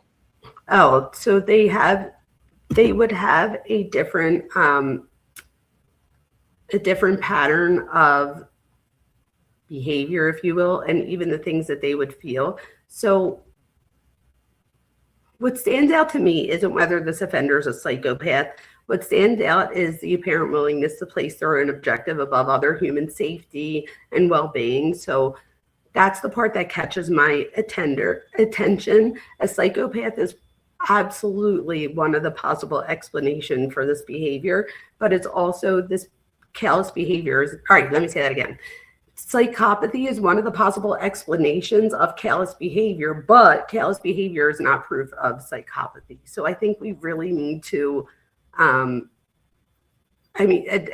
you can't really say if you don't know the person. I do think, like, I don't think that you're finding somebody that doesn't have psychopathy that's doing this.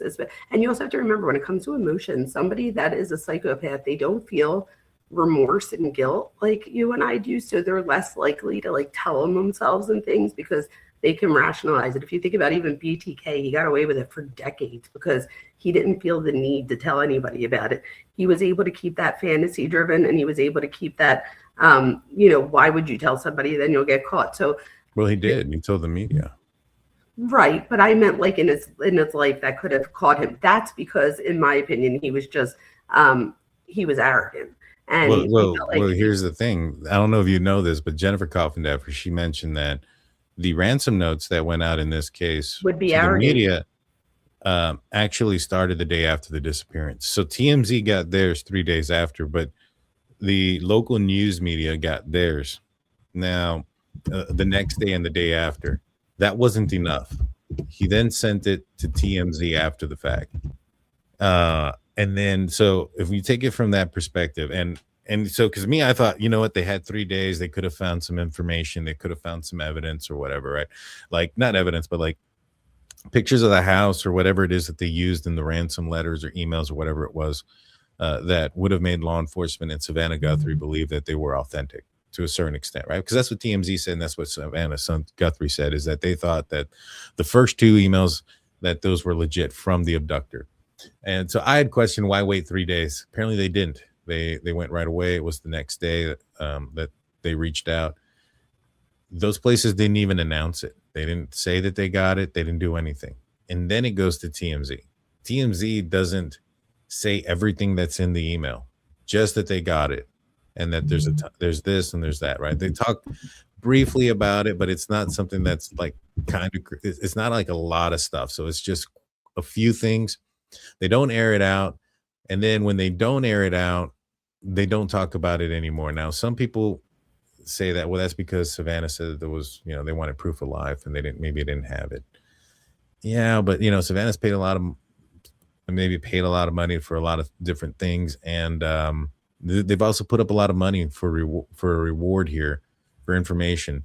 And so they're not necessarily thinking that information is going to lead back to Nancy Guthrie being brought back alive. So you have an avenue there with information to still extort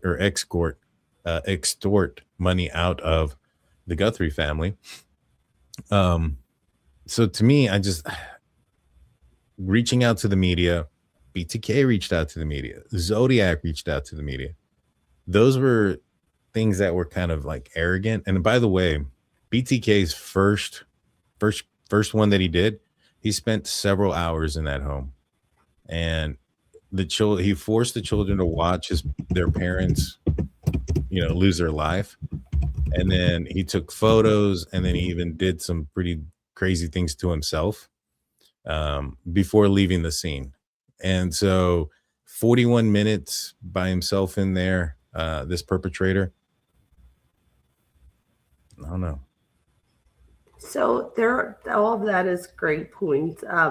I guess when it comes to all of it, though, I guess what I would say is that the behavior here definitely suggests callousness and planning, a willingness to prioritize your own goals and your own motives over another person's well-being.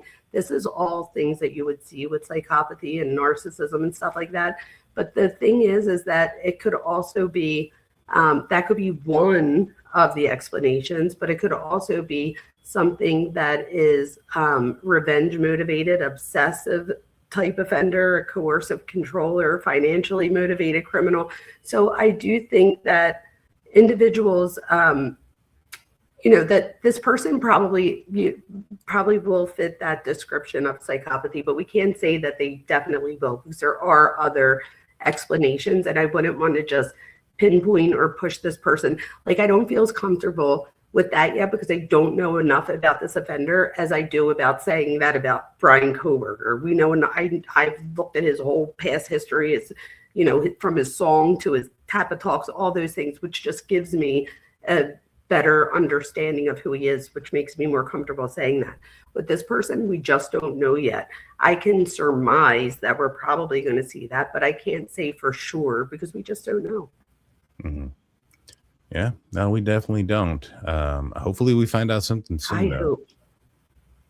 For the victim's family member's sake. So they can get closure. I agree. When they find this person, do you think people are going to be surprised? No, we usually aren't ever surprised. No, I don't think so. At least not people like you or me, I don't think, or people like here, like that are, into true crime. I mean, there might be people in the general public that are like, oh, wow. But as far as like, no, I don't think we'll be surprised. Just like I don't think we were surprised at a Brian Koberger type thing once he was exposed either. I think we are. What's going to be surprised? I think we are. Is it going to be what do you somebody mean by that though? Like, because to me, is it going to be somebody that nobody knows? Okay, well, that wouldn't be a surprise then. That's what I'm saying. So I don't know if you're just like, for me, psychologically, I feel like there's. Well, I didn't say a surprise. I said, are people going to be surprised?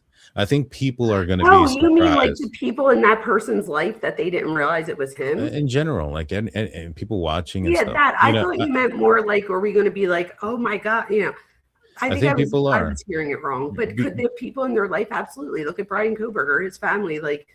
Well, not necessarily that. I'm talking about like general public, everybody.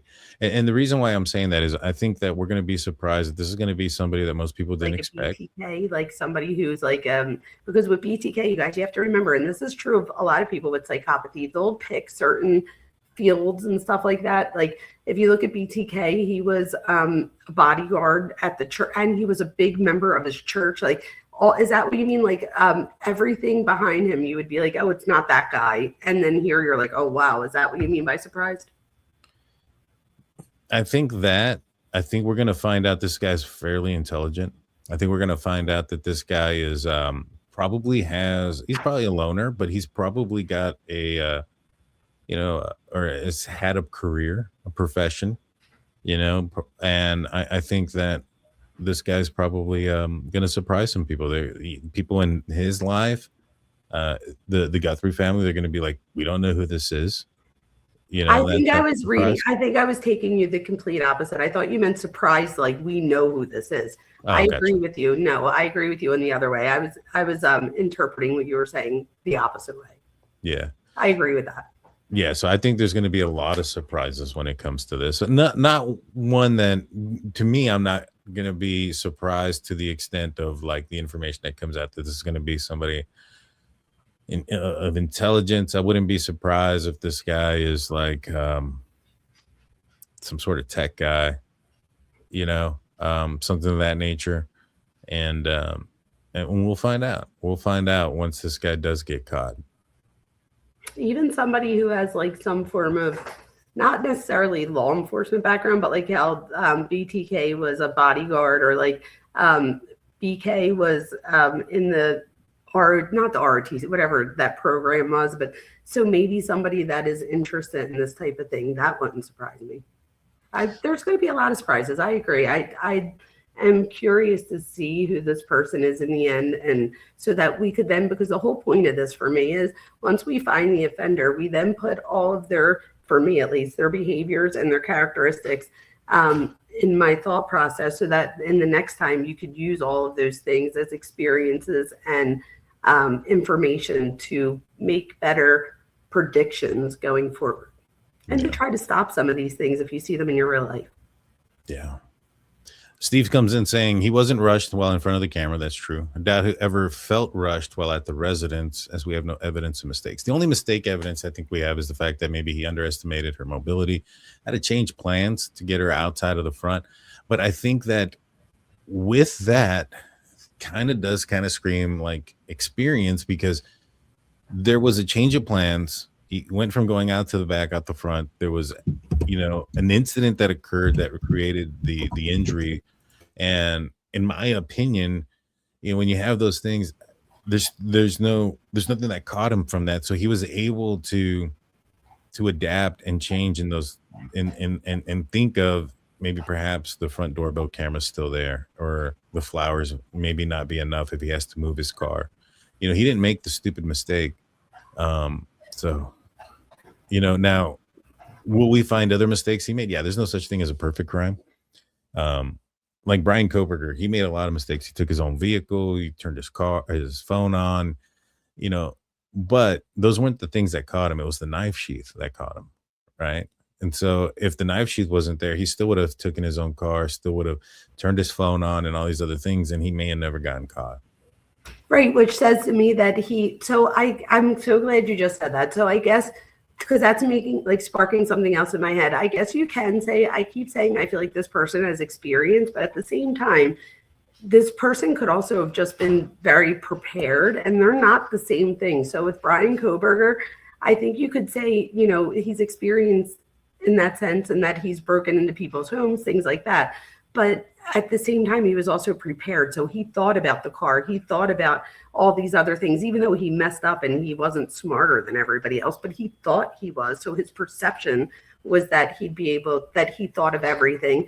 But some of those things are the things that wind up getting caught in the end, like having your phone off just at that time, and then turning it back on, and you're in the middle of nowhere coming home. So there were a lot of things that get him caught in the end. Same thing with BTK. He literally asked the cops, if I send this to you, if I email this, will you be able to trace it to me? And they're like, no. So then he sends it and they trace it to him. So so it was something stupid. He thought of all these things that makes him get away with it for decades. And then, it winds up being something usually that has to do with your ego that winds up tripping them up. And I think that's what we'll find out. This guy's going to get comfortable eventually if he's not already there. Yeah, I agree with that 100%. The last thing I'll ask you, do you think this guy's following the case? Yes, of course I do. Don't you? I would assume so. Brian Koberger followed it. Absolutely. I think that would be, I would be surprised if he didn't. What do you think he's thinking about when people think it's something that's not accurate? Oh, just like Koberger, he was probably jumping out of his skin. And we even seen that there's evidence of things and I know that this is conspiracy a little bit, but I still think he was Papa Rogers. So, but even things like that, where somebody might take on a different, somebody as in the public so that they could correct them. You never know. There could be somebody, your big channel, somebody could be in your chat watching your shows to see, to keep on top of things, or to see what people are thinking, or how, onto you they are. Or it could even be on the other sense of getting excited about seeing people not being able to figure out who you are. So there's multiple reasons you might look into this. What about people saying it's somebody else? Do you think that for an arrogant person, for a narcissistic person, giving somebody else credit, do you think that bothers them, or do you Absolutely. think they like it because it's not giving them away?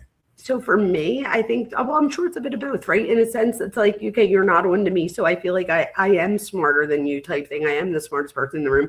But at the same time, you're getting away with it. So that might be an identity that you want to align yourself with, as somebody that was smart enough to get away with it this long. But again, that's where ego usually trips people up, because they can't balance the two. It's like, in one sense, you're able to remain quiet, on another sense.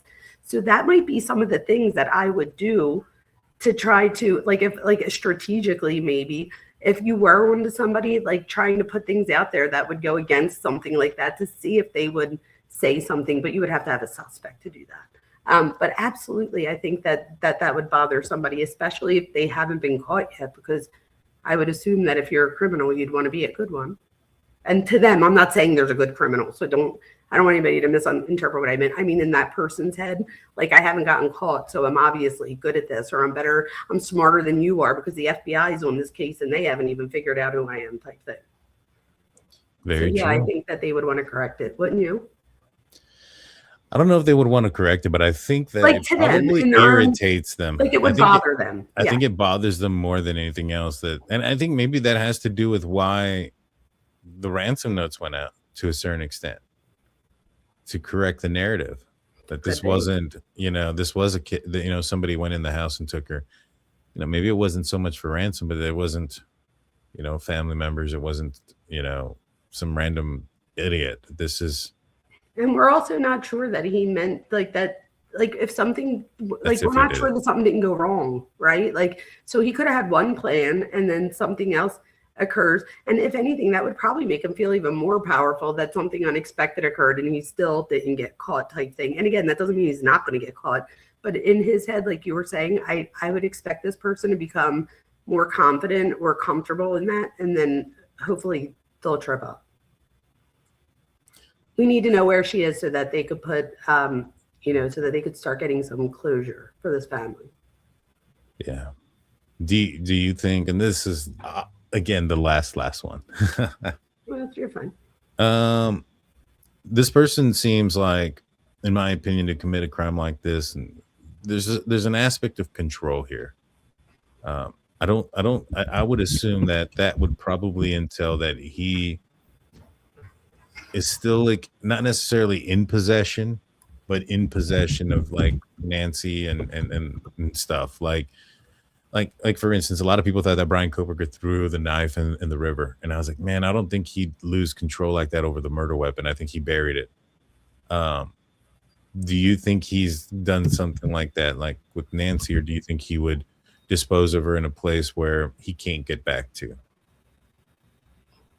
Well, that's a good question. The disposing of the person, I think that's more of an investigative question. The control thing has my, like, ding, ding, ding, because that's more of a psychological thing. So for control, that's more of I want power over someone, but it could also mean I don't want anything unpredictable happening. So I think we need to look at, so I don't know that, like, what would you say investigatively? I feel like that first part was a little bit more of an investigative question, where the control part is more of the psychological thing, because I do think that there is an aspect of control here for sure. Well, I think it depends on the person. If you have a person that went in there, was trying to commit a robbery and it went bad, then he's probably just trying to get rid of all the evidence. And so he may dispose of the body somewhere where, in a river, or, an empty field somewhere, not planned or anything like that. But given this, the planning of this and the sophistication, I would guesstimate that he probably had something planned of what he was going to do with her after the fact. And I think that there's probably some sort of control in that plan, 100%. Like location, type of, disposal, those type of things where, people keep souvenirs and things of that nature. I would say that there's a lot of that going on in this, probably. Absolutely. And I would say this, and this is just my own thought process. This isn't necessarily, but I would pose this to people. For me, the opposite of, like, fear is encourage, it's control. So when I look at this behavior, what's really standing out to me isn't necessarily about the recklessness. It's more about an effort to control as many variables as possible. So when one of those things becomes out of control, that, that would be bothersome. I think there's a huge control aspect here, in my opinion. Mm-hmm. I agree.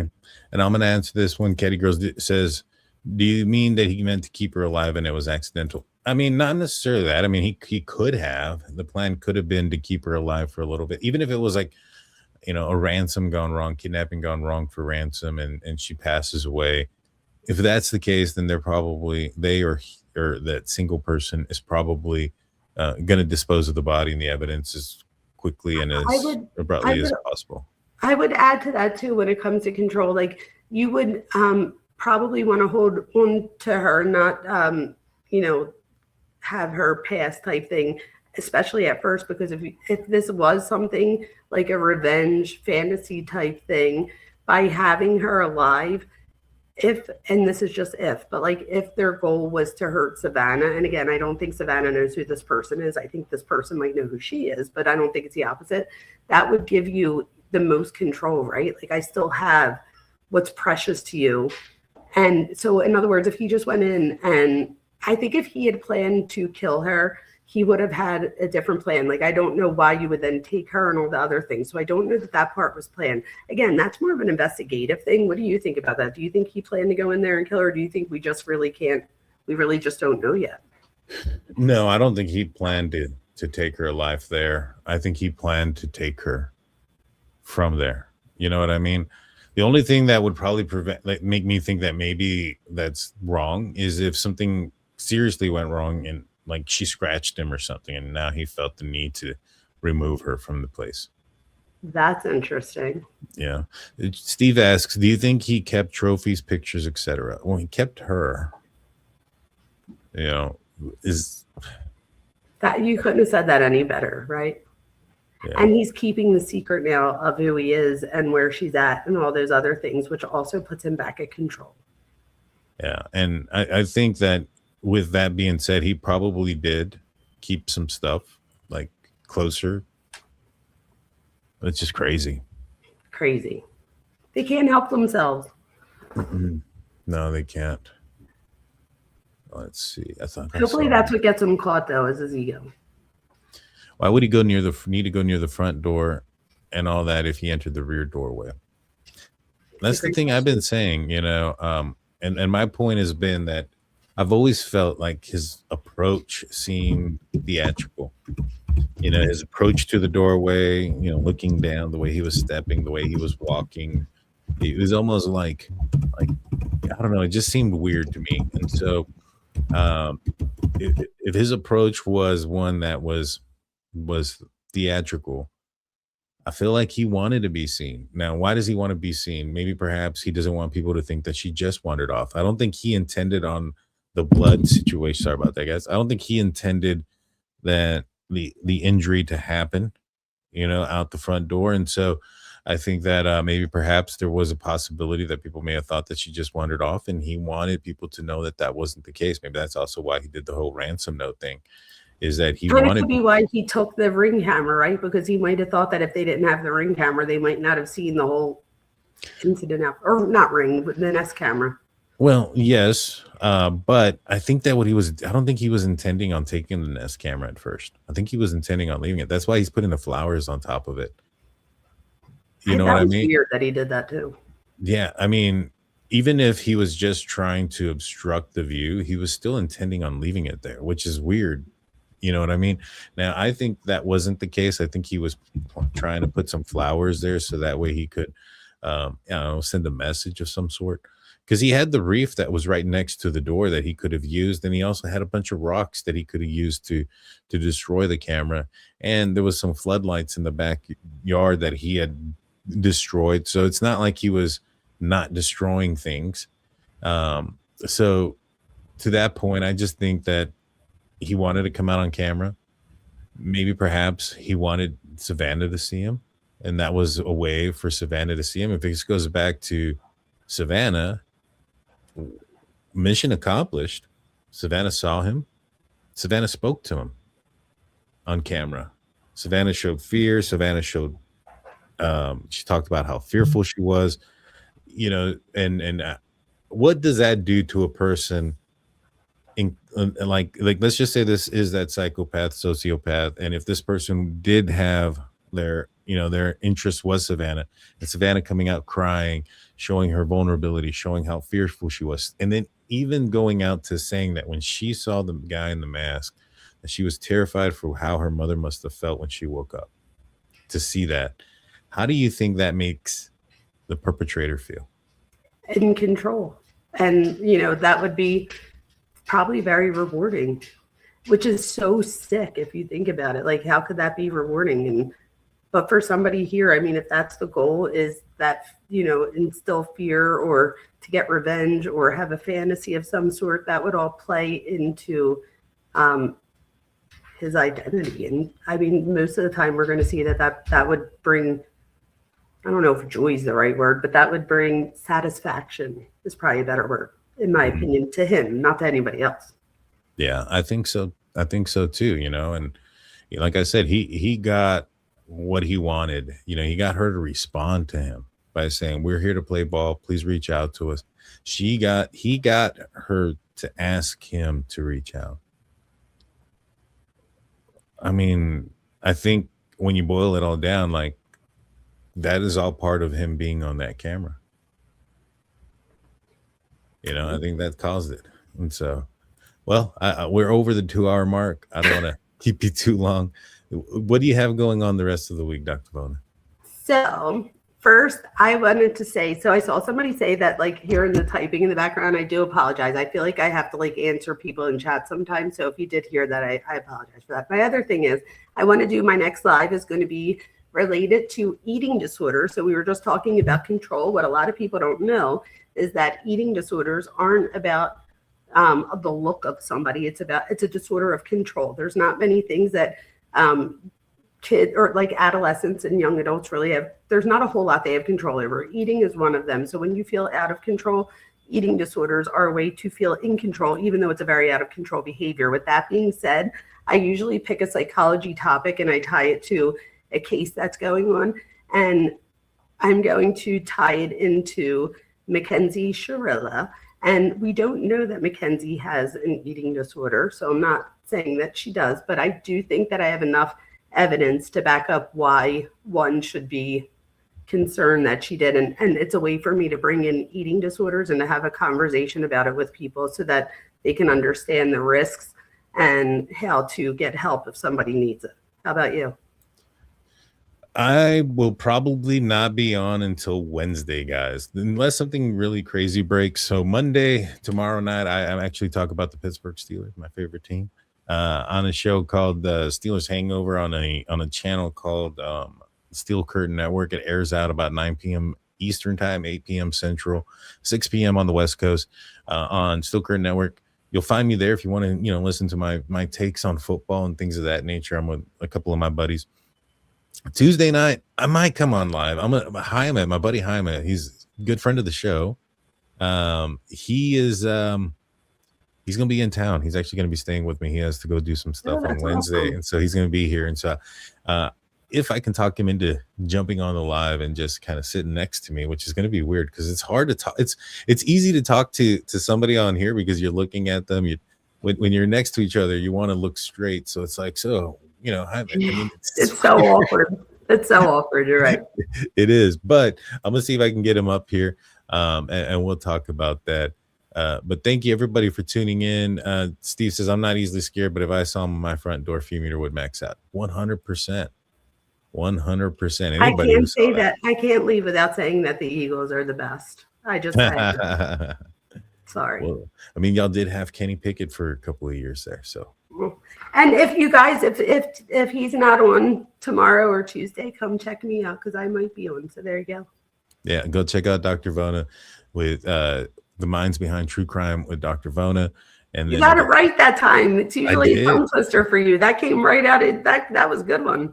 I know. It's because I wrote it. I'm just kidding. I did not write it down. I'm okay with that if you did. No, I didn't.